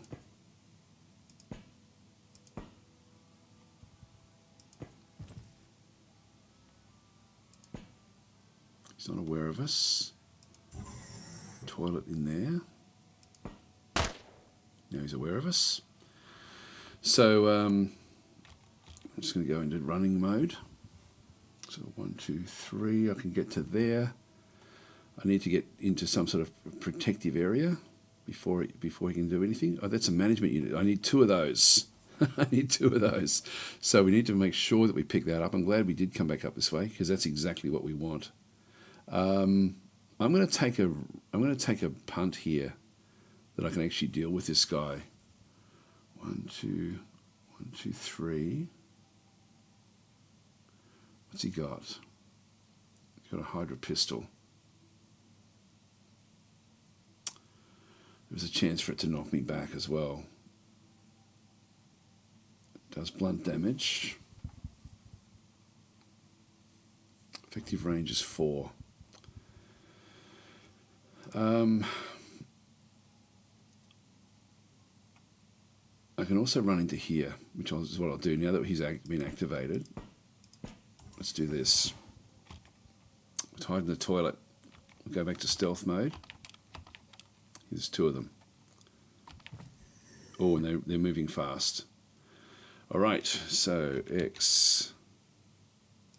Oh, we can't do it.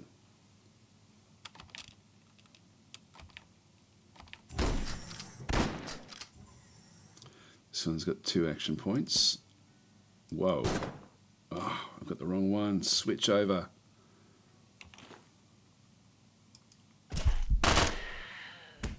Now we dodged out of the way there. This is the professor. He's in here now as well. All right. They're all ranged. Damn it.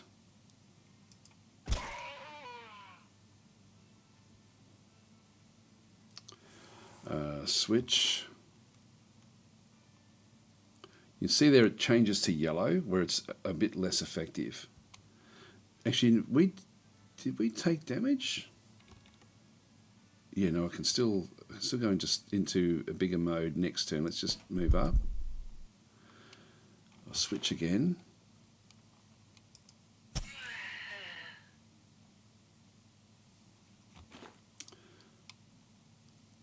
I'll take a punt. I've only got 3 shots here.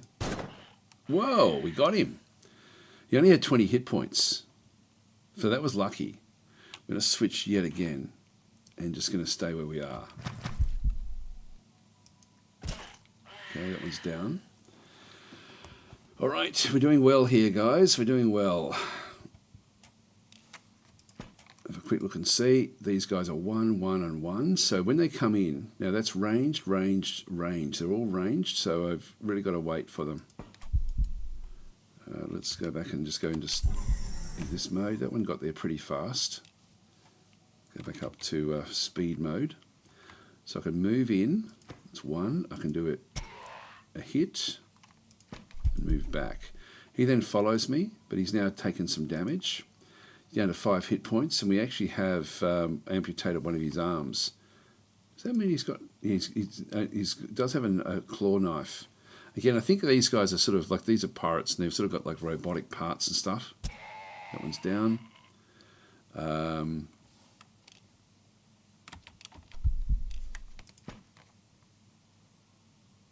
still where they are. So I'll just go back to stealth mode. Come on, move in, guys, move in. Oh no, this is what they're waiting for, the cargo drones. All right, we're going to have to make a run for it, because if that gets there, I have to get past these and past these. I'm going to let it come in a little bit. So I've got 1, 2, 3. It moves up 1. I'll let it go in one more turn. Now I'm going to go into running mode. So I need to go 1, 2, 3 to there. It moves up 1. There's another cargo drone coming in behind it. Then we actually have these guys as well, which are going to fire at me when I'm there. But I'm going to be behind that. So I'm going to sort of rely on this. So now is the time for me to do this one. So let's now run to there. Damn it, there's the other cargo drone. Now I'm going to be, oh God, I'm going to have to run up and take these guys out in this case. If I leave it one more, if I leave it two more, three more, yeah, that's probably the way to do it.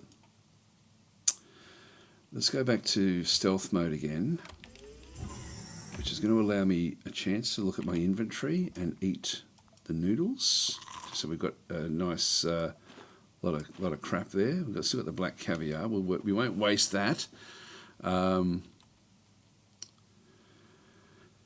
So we've got that one. Now I can. This one will get to, once that gets to there. So it'll be 1, 2. I can then go and 1, 2, 3. I can then be past it. Yep, I can still do it. So I'll just stay where I am. One more. 1, 2, 3. I'm going to be, unfortunately, I'm going to have to deal with 1, 2, 3. I'm going to have to deal with this one. It's going to have one shot at me. Or I've got 1, 2, 3. Deal with both of these, kill both of those, then deal with these guys, which I can sort of do anyway. I think I'm going to have to do this. I don't want to take a shot from one of these cargo drones.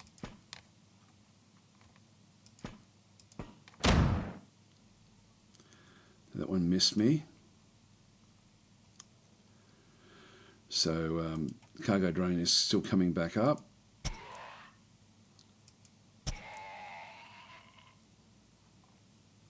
So we're dodging. This dodging is really, really valuable. Oh, got us. Right, injuries are common in combat.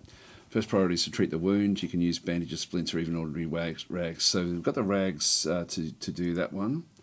Now, we have to now evaluate where we are. We're down to, our health is actually still pretty good. But let's have a look at the health monitor. So we took our arm took a scratch. So it's not too bad. It's going to be self-healing, so it's not terrible. So we did actually end up with a laceration. And so we can deal with this one. We need to smash that one. Now, I need to move out of the way of this. So I've done a bit of damage to it. Let's have a look and see. So I've still got 25. I should be able to deal with this. Now, I definitely want to stay in this room. I'm just going to move back up. It's now going to come back. So this is where I have to kite my way through. I've got 2 shots against these. That's been killed. And so, so we're now sort of doing fairly well. This one will come back up. We'll just do the kiting here again as well. 2 shots. Now we killed that one as well. We now actually have, we finished the mission. It was pretty touch and go there. So in this case, we've got the mission management is mission complete. So we now need to, for evacuation, we need to go and go back to the area, but we're not ready to do that just yet. So we're just going to go back to stealth mode, just in case there's any other units around the place.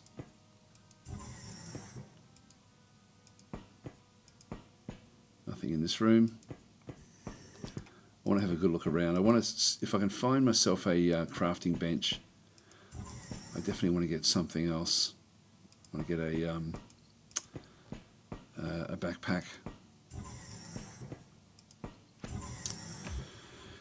All right, so have a look at this guy. Got those bullets. That there is only worth 100. That's worth 150, so I'll keep that one. The police baton is actually not too bad either. I'm going to ditch the rags now. I'll take that as well. Actually, no, I'll be needing other things. Should get rid of the water. We don't need the water.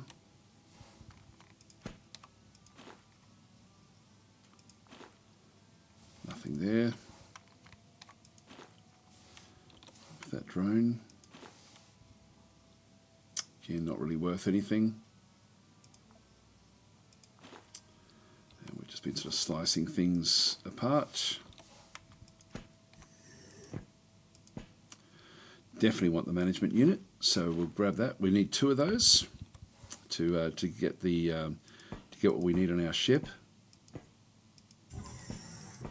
So it's sort of lucky that we found that one.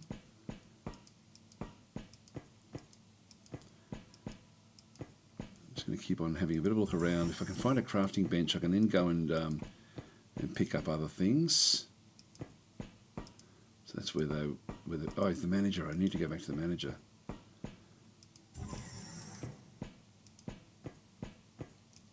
Because he had some good stuff.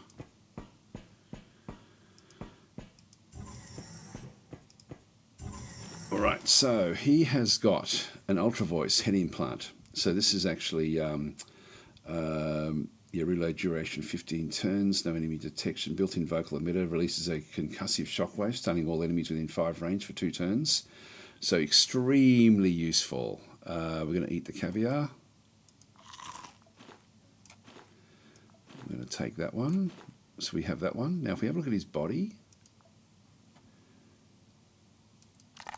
let's go and sort of dissect the body part. There's a discharge chamber. That's another one as well. A stomach implant. So this one here is releases a sudden electric discharge, shocking all nearby enemies, 1 to 50 shock damage in a radius of 4. Cooldown 15 turns. So that's another one that we have to take with us. Let's get rid of this one. Actually, what's that one worth? This one's worth 150. This one's only worth 100. We'll unload the ammo there. So finding these implants is very, very valuable. And then he's also then got the better equipment as well. So he's got the EVA suit. Is got incredible resistances. So we're definitely going to take that one. We were very lucky with that shot. We had a powerful gun. Then we've got the field lab pants. Again, is going to give me a lot of resistances. So these are great. This is great equipment for us to take. I might take those with me. And that will do. We didn't, unfortunately, he only had sneakers. So that was the main thing that he actually had. Go and grab those as well. So, and then he had just a Hydra pistol. So the pistol wasn't that great, but his actual protection and these cybernetics were really, really good. So I'm glad he didn't get a chance to use those. Looking at his body again, there's nothing else there. So you can he does have robotic parts there. If I chomp that one off, it's just going to come in as weapon parts or spare parts, essentially, nothing much else. But we can sort of chop him to pieces. There's another one there. It's just normal human stuff. Now it's a cyborg blade, armed hand. So this one is a bionic hand. I might take that with me.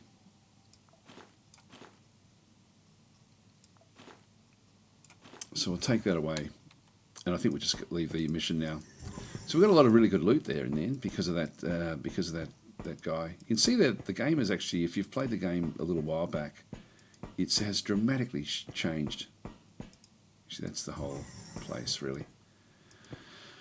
It's so much more cohesive, like in what it does do. So, oh, here we go. We need to actually go in and ask for the evacuation. Good job. Go back to the elevator. We'll pick you up. And evacuation. There we are. So we finished the mission. That was a pretty cool mission, actually. And you can, again, the cohesiveness of the game. It was sort of very, very random previously, but now there's actually like almost like a theme. Every mission you do, like that was a theme where we were going up against some space robots that essentially were what am I trying to say here? It's not space robots, space pirates. And it felt like that was what we were up against, with everything that they actually had. Let's go continue.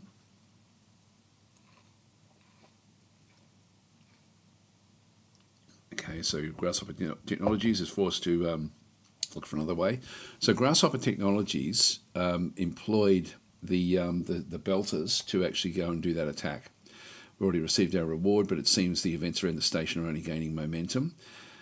Continue. So the reward we ended up getting. God, I'd love another unit. We don't. We have another class chip, Phoenix Brigade. So this is good for us. Encom was the beneficiary received. So plus 200 reputation. Our reputation with them goes up.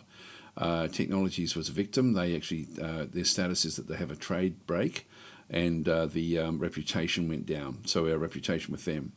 We did end up with Silent Eagle, a lens, class chip is useful. Data miner, not sure what we need those for. And then some food and stuff. So we'll just go continue. So that gets added into our listing through this other side. And so we end up with all these different other bits and pieces. I'm going to go and unload all of this stuff. So we're going to unload all. Before I finish the mission, it just sort of moves everything from here. I'm going to also just going to go and drop that one as well. That'll just drop into the mix there. I'm going to keep all this equipment because this is essentially what we need as a bare minimum going into fights. I wish I had have taken a backpack with me. That would have been useful. Would have been able to take even more loot back out of there. But one of the troubles with the game is actually managing all of the loot that you end up picking up. So I am using a mod. I'll show you the list of mods that I've got, but you can sort it through here, sort the cargo hold, but it doesn't sort it into the other parts of the cargo hold. There is a mod that puts the theme of everything into different locations. And so I'm just going to go and do that one. If we press F5 with that mod, bang, it then sort of moves things out. You can then sort of go and use the sort. And so my basic equipment, like in terms of weapons, is now in the first one. The second one is bullets. The third one is now backpacks and clothing. The fourth one is food. The fifth one is tape and other sorts of slots, repair kits and things like that. The sixth one is things like the bionics and the special stuff that we actually require. So we've got the ultra voice, we've got the discharge chamber, etc., etc. We've got the chip here as well. I'm going to unlock that one. I'm just going to right click and unlock the chip. That gives me a new class, the Phoenix Brigade. So now I can actually have like a different unit, a different agent using that as their class. And you can see there the class actually worked fairly well. I forget what 7 actually is, but anyway, that's the if I press F5 with that one, it sort of works out fairly well. So that's sort of an easy way to just keep the cargo hold. And I wish this was part of the base game as well. So yeah, William's saying, I'm glad in the future they still have P90 style guns. Yes. This is on Steam. Yes, I'm loving it, says Mark. And inventory, every bloody game. Yeah. No, it's actually really cool. And also, if there are stuff, if we look at 6, that should have been telling me that that's what I needed. I do have a mod that does that as well. Yeah, so we gained. So this is what we're trying to do. These are actually the missions we have. Yeah, we've already done that one. Oh, sorry, that's what they want to do. They want to gain it. Now we actually have the other mission that we can then go and do. So I'm looking at time. I should have enough at least to get started here. Now again, it's going to be they're going up against SBN, and I want to be friendly with SBN. I want to be friendly with ANCOM as well. Now you can see through there we've now got a different sort of status with this orbital city. Like there's the RCS, and so it produces robotics. It does produce. What's that bottom one there? Have a quick look at the equipment.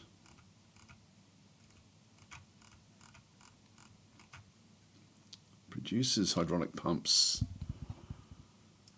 I don't know if we need them for anything.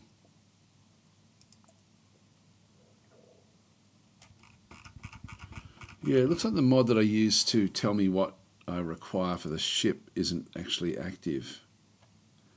Let me just go back out. I'll just go and save the game. And so the mods that I'm using are sorts of tabs, which is the one that we just saw just there.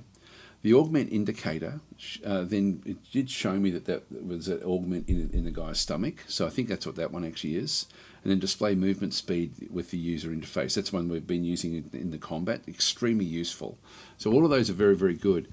The one thing that's not actually there, and I might just go and exit and just see if I can actually get it loaded in, is the one that tells me what I require for the ship. And that's extremely useful as well. So if I just go back out and exit, some of the mods stop working with the major updates. I'll just open up the workshop and have a quick look. So Steam. It may just have turned itself off because it doesn't work on this version yet. So I'll just do Quasimoph.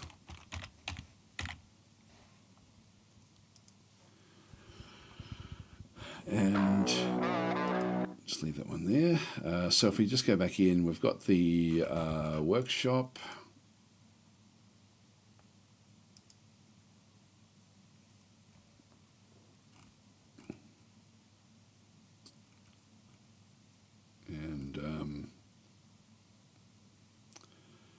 what that one is. Path of Quasimorph mod only works for beta branch. Okay,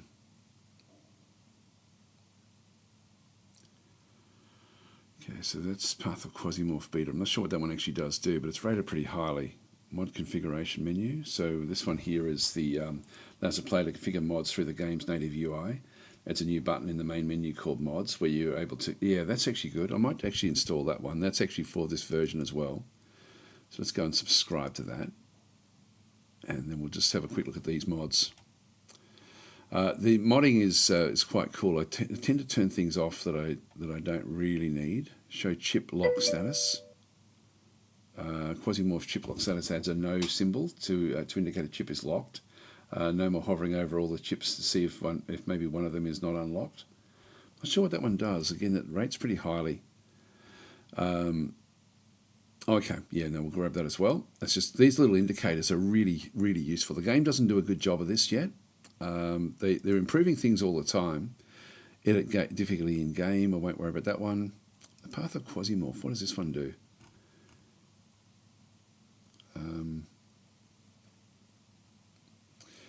Yeah, that would make the game a lot easier, I'm guessing. Yeah, I won't worry about that. It's going to change the base game too much. Hi, Sev, how you going? Color tuner, faction growth control, enemy count. What I'll do is I'll just go to its most popular.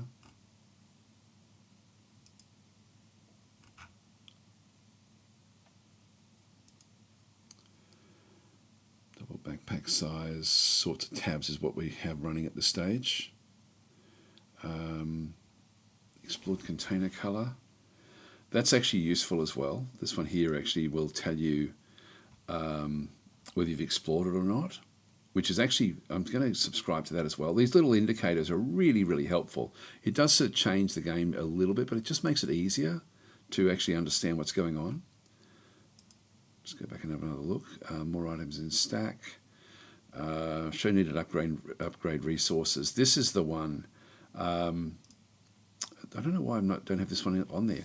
And so what it does is it puts a little plus on it if you do need it. Like, so it actually will give an indication that it's required for this. And so I'll subscribe. I did have that one installed. All right, let's have a quick look and see. Unless it doesn't work on this version. That's oh yeah. This is currently broken for 0.95 and will be updated. So it's not working for this version yet, but I'll still keep it subscribed. So it doesn't quite work just yet, but it will at some point. So, I mean, when the game does update majorly, a lot of these things do break. Let's go back to the game and just sort of check now what we've got. So we should actually have, hopefully all those things will be working to a degree.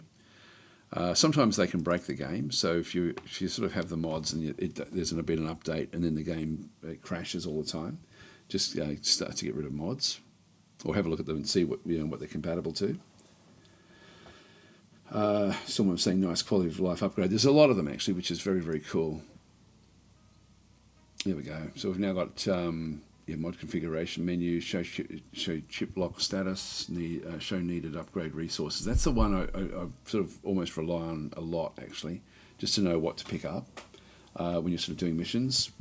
William's saying, I can't remember whether it's RimWorld or another game where the dev adds major updates into unstable branches several weeks before a full release, partly so that modders can update their mods. They have had this as well, like they've been doing that with this version. So, but yeah, there's a few games that do it that way. This one, they do get a chance to do it, but yeah, there's some good mods with this one. So we do actually have the mod configuration menus. That'll be in-game. Let's just go and start a game up. We'll just go back to our slot yet again, and everything seems to be working out okay. Now we should have, not sure where the mod slot actually is. Spacecraft, it's not there. So we need to go to the hangar. What we're trying to do is get the upgrade here. So we've got one of those management slots now. I think we can go into this one here and exchange things. Station, yeah, this is our cargo hold, so we can sell things off, but we can't actually buy anything just yet.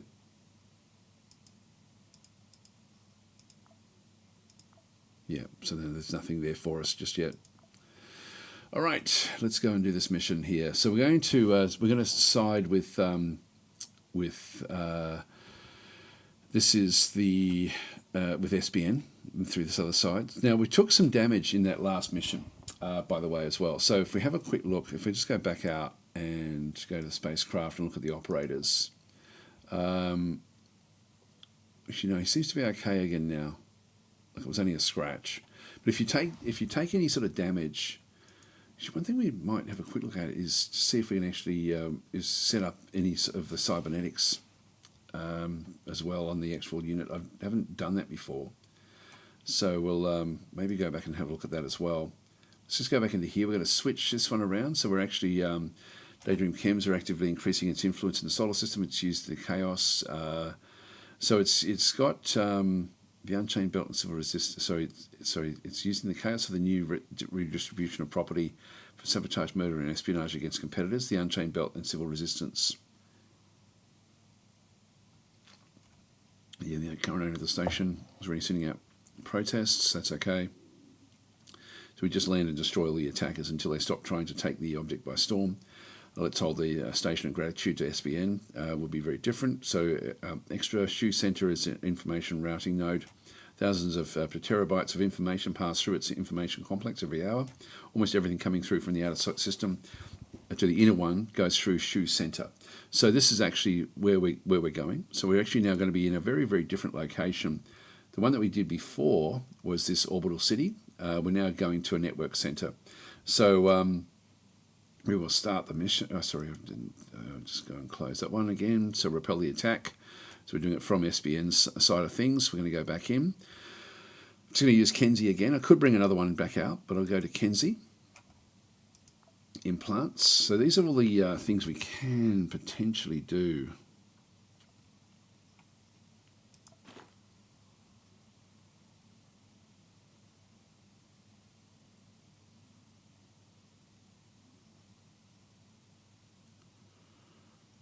If I want to do that, I don't think I can do it immediately anyway.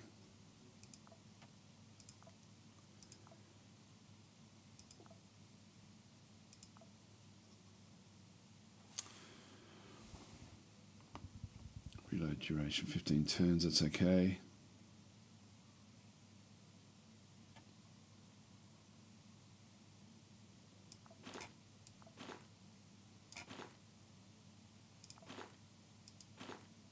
Yeah, it won't do it. Not sure why not. I don't know what we have to do there. No. Somehow we have to, I think we have to upgrade our ship to be able to install these. So these are, this is now showing that we need these for upgrades. So we do actually need these to upgrade components on the ship. So it seems to be working actually now. Like that's exactly what I'm looking for, to look for those little up arrows, meaning that it's going to be helpful for the ship itself. Let's just go back. So we're ready to go, essentially. We'll just go back into the equipment, and we've got the basic stuff there. I'm just going to go in with that again. I'm not going to take anything else, so we'll just go in with the basic kit and see what else we... Actually, one thing I will do is I will bring out a backpack. So I'll just bring that one in, just to double what I can then go and carry, because that's going to be useful. I'm going to need to build more of these ultimately. So I'll just go back out and start the mission. Okay, so that's going to be fine. Who are we going up against?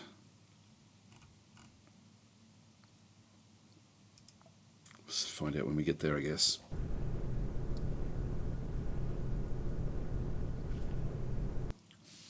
All right, in we go. So we've got a different looking station now. So floor 1. So this is actually like an office sort of type block. Have a quick look around, make sure there's nothing else that we can sort of see through there. Go back into stealth mode again, and we'll just start to sort of work our way through. Now I probably want to start in one corner. Actually, if we have a look at the map, we don't have anyone. They're going to be coming through. If we have a look at the actual mission, if we go to T, task repel the attack on Shoe Center, survive 80 turns. Now we're going to have different guys are going to come at us. I should have taken a gun, actually, in hindsight. what I need to do is I need to find a location. Now we know the location of this map because we are because of you know we're helping out the actual station. If we were doing the attack, it would all be unknown. I have no really good choke points there. I do there.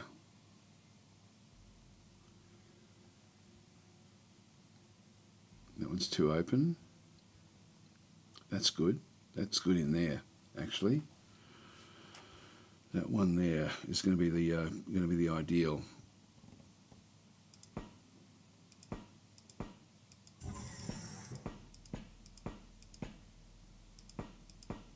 Oh, hang on. Now we need to go fast.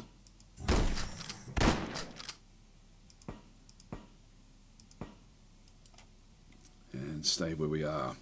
So we're going to have groups coming up against us, but at least in here I can just save myself.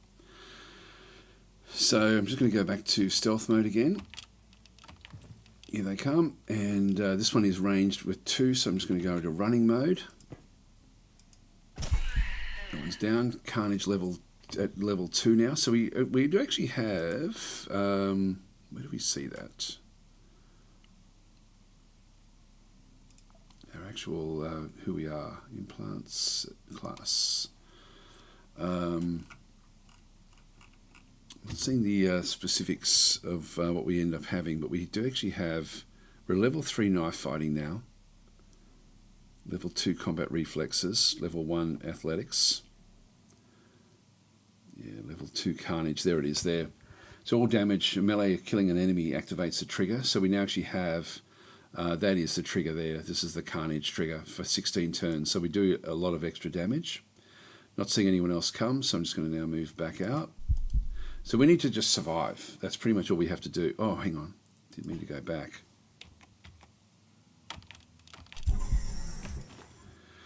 And we will grab that. Put that in the vest. There's really nothing else we need. Oh, hang on. I'm going to switch over, reload. This is ideal, actually having a shotgun, because it's going to allow me to get a good scattering of what we're doing here.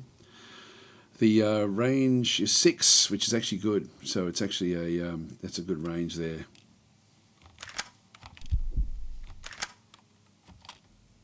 All right, that's as many as we can get into that one. Just switch back again to our blade, and we'll now just wait.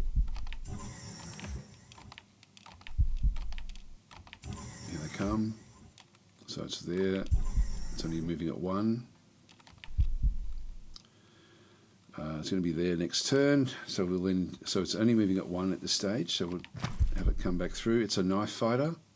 Let's go and get our movement up. So I can just move in. That one's done. This is another knife fighter, another slow one. Again, I don't want to be exposed, so I'm just going to keep this going. Now, there's going to be more and more waves of them coming, but we are now in a good position just defend where we are. And I'll just go back to stealth mode again.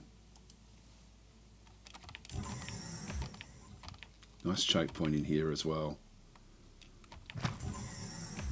Okay, and back to running mode.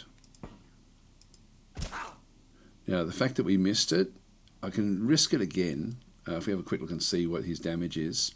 He got a deep wound. So he's got a deep wound in the shoulder. Damage per action is 1. He's got 23 hit points. He's fairly strong. So I'm just going to move back. He'll then follow me. And then we'll kill him off again. Then back to the mode. Rather than trying to kill him in one go, it just gives me a little bit more. There's fried meat. So that's actually cannibalism if we do want to grab that one. I will take that. There's nothing else that we need.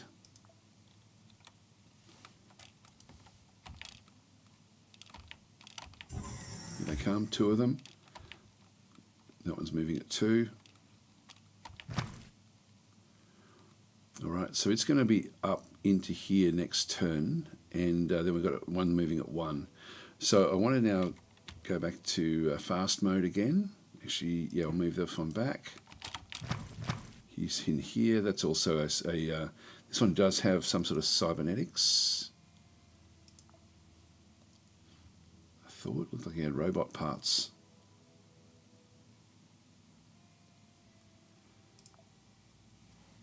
Maybe not.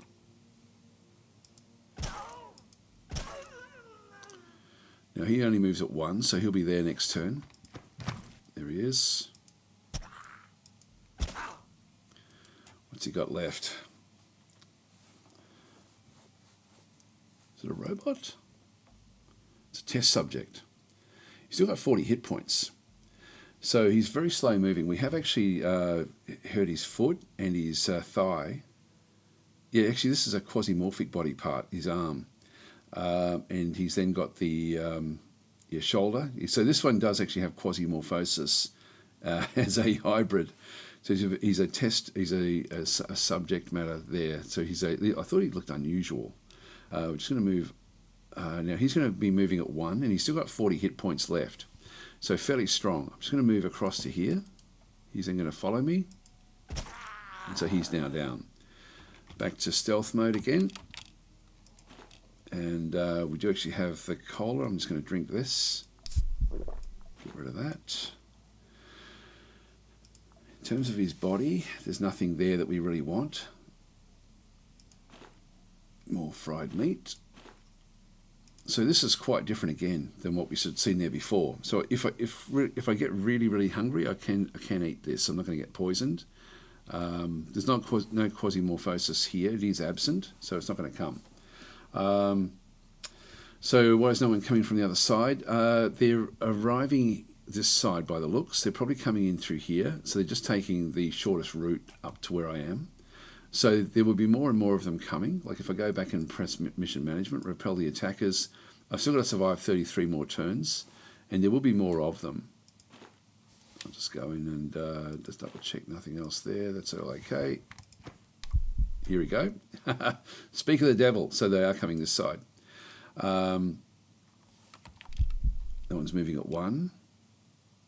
In that case, I'm going to... I want to see who it is. I'm just going to go and have a quick look. And this is another test subject. 85 hit points this time. All right, we'll go to running mode. Not seeing anyone else down this way just yet. And so we'll actually just do some damage to it. So it's down to 36 hit points now. And we did actually, knee joint has been taken off. I don't know if it fell on the ground there. Just going to move up because I've only got one more action point. Now this one's a ranged attacker. So we have to go this way now. So I need to sort of move out of the way of this one. It will then be 1, 2. That's where it will be next turn. So now we move back. And one shot there, that's good. So it didn't get a shot at us, which works. That works out fairly well. So we'll now just go back to stealth mode.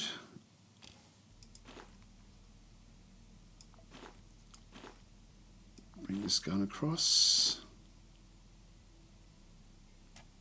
Might even take things like the cargo pants and stuff, just while we're here.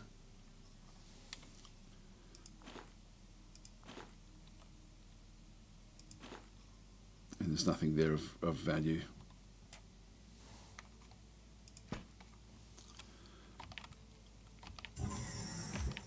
The walls can be damaged as well if they do get shots at you. Okay, this one's now just arrived. It's only moving at 1. Again, if we want to just double check, I'm just going to go and go into normal mode. All right, we've got a couple of them here. We've got a ranged guy in here, chemical trooper, and a test subject again. This one moves at 2, so much more difficult. This one here has got 65 hit points, so it's not as many hit points, but it does actually, but it is moving at 2. This guy here is using just a Hydra. Nothing too tricky with what he's doing there. So I'm now just going to move back out of the way. and go back to slow mode. He's right there now. Go back to running mode.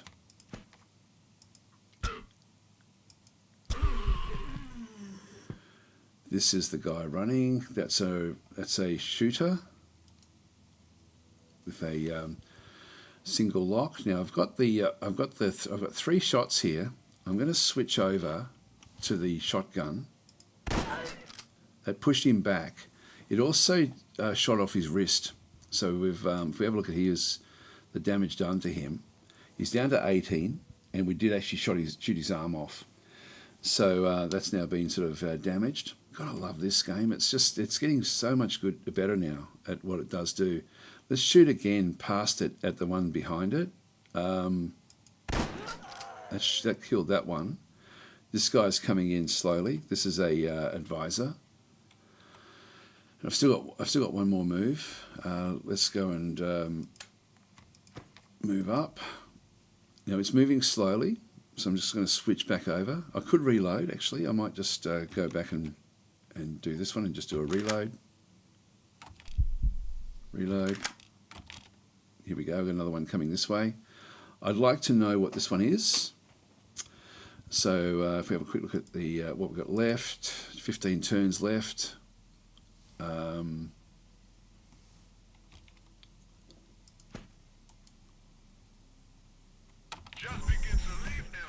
Okay, that's another advisor. All right, I can deal with that one. That's not a problem. I'm just going to go back to stealth mode again. Now we go back to running mode.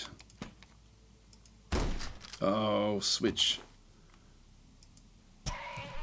He's down. We have another test subject there, a slow one. This one here has got big fist. All right, so it's got a knockback range there as well. So I didn't check to see what all the other ones were that they had, but anyway, that's got massive fist, quasimorphic body parts. So they're bringing in essentially unusual units. Let's go back this way. So he's right there. Just going to move. He'll be there next turn. Go back. Kill him off. And we now actually have the other big guy at the bottom there. Let's go and get back to stealth mode again.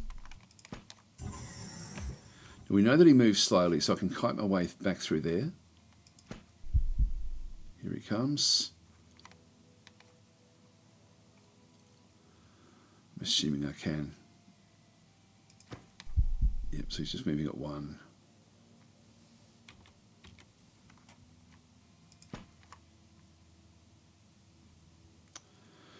All right, we have another advisor there.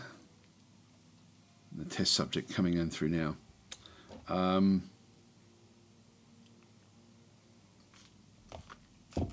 going to switch. So I missed this guy and hit this guy instead. 73. This guy's a bit of a beast.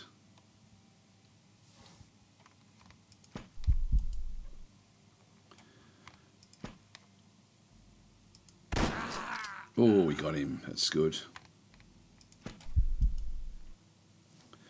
Now we can just go back to stealth mode again and switch out. So we're using the knife. Switch it up. That one's down as well. Let's have a look and see what we've got left. 2 turns. Not seeing anyone else this way.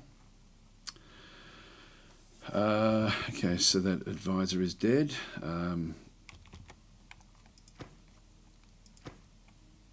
Let's have a quick look around here. Oh, there we go. We've now mission management, mission complete. So evacuation, good work. Get back to the shuttle. We'll pick you up. All right, let's just go and grab as much loot here as we possibly can. We've got an employee card. I'm not sure what use that will be. Quad damage. We'll take that. Take that as well. These aren't really there's nothing of great value here.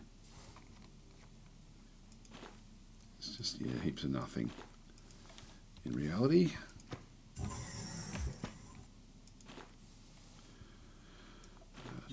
as well. Actually, it's pretty better for me to take some of this stuff.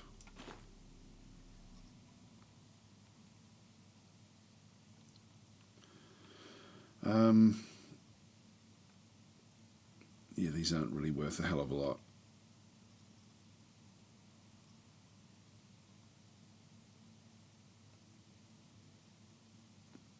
I don't want to take the food. I'll just...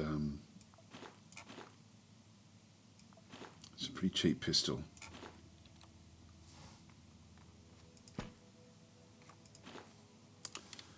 Carrying water. We killed a lot here. We'll take that.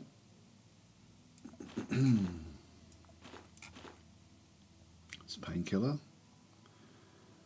That one there is worth more than this. I'll take that.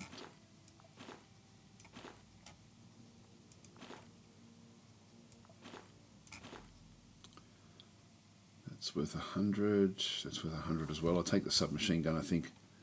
See, the claw knife is worth 100 as well.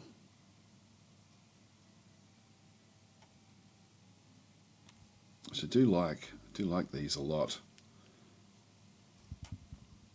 Yeah, look, I'll ditch that, drink this, get rid of that, and bring the claw knife in.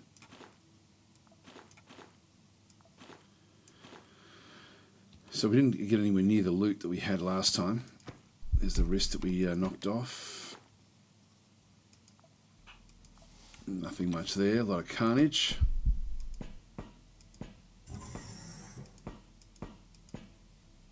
There we are, evacuate.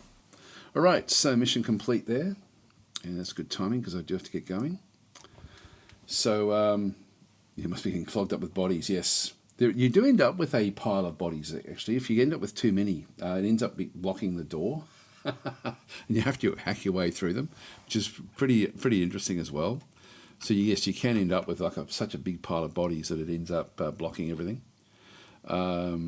Continue. All right. So so their power overall goes up by plus 200, and our reputation with them goes up as well with SBN. So that's a good one.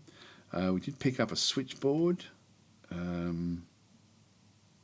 Yep, that's all good. We'll continue.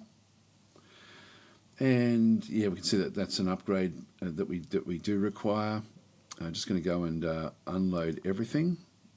I'll keep the backpack this time. Get rid of that. Oops, hang on. Just drop it. And then we'll just do the sort again with F5. So it just sorts everything out, and then just do a sort of just getting everything back into a solid position there. So that worked out fairly well again with our guy, and so and we've got very good abilities now with everything in through here. So we'll just go and finish off the mission. So we have this is actually stuff that's available to us from the ones that we're looking at, etc. This is one that we actually where we are looking at what civil resistance is trying to get up to. So we can't, nothing else really happening at this particular location. Again, we can see there that we can talk with these guys. We can sell stuff to them, but we don't have enough of a reputation yet to be able to actually access their actual equipment. So we sort of can't do much else into there. But it's a really, really good little game. Like as I said before, it just gets better and better and better. So anyway, I'm going to leave it there, guys. So thanks for watching. Hope that was enjoyable. Great little game though. If you're looking for a game where it plays differently, like you saw there, the two different groups we were going up against. If we have a quick look at the stock exchange before I do go, so we went up against we should see that was Daydream Chems that we actually went up against in that last one. And so they've got a whole lot of different active contracts and defensive contracts as well. So they're actually sort of trying to take over different locations. But if we have a look at the information, chemical and pharmaceuticals, so they're doing experiments.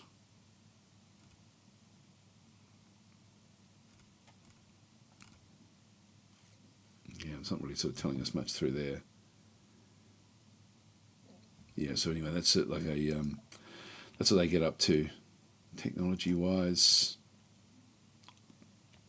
toxic needle guns are what they can have. Choppers, mine chips, chemical processes. This is the stuff that that they do, which is interesting. It's such a good game. There's just so much in it. Like, it's just so much in it. But it's but with us sort of pushing it backwards, it's moving back towards the back. And you can see that ANCOM is actually happy with us. They're the only one that actually is happy with us. So we do actually have a bit of a relationship with them. They do have some defences, but nothing close. Nothing really for us to go off and help them with. But no, great little game, this one. Anyway, I'm going to leave it there, guys. So I will, So Markson saying, yeah, sweet game, Des. Thanks very much for having us. Yeah, no, it's awesome. It's a great little game, and thanks for watching, guys, as well, and participating with the chat. It certainly sort of is helpful, and it's sort of good to know what people want to know about, etc., etc. And I'll catch you guys tomorrow. I should be doing Chat Tactic tomorrow. We've got essentially a week before the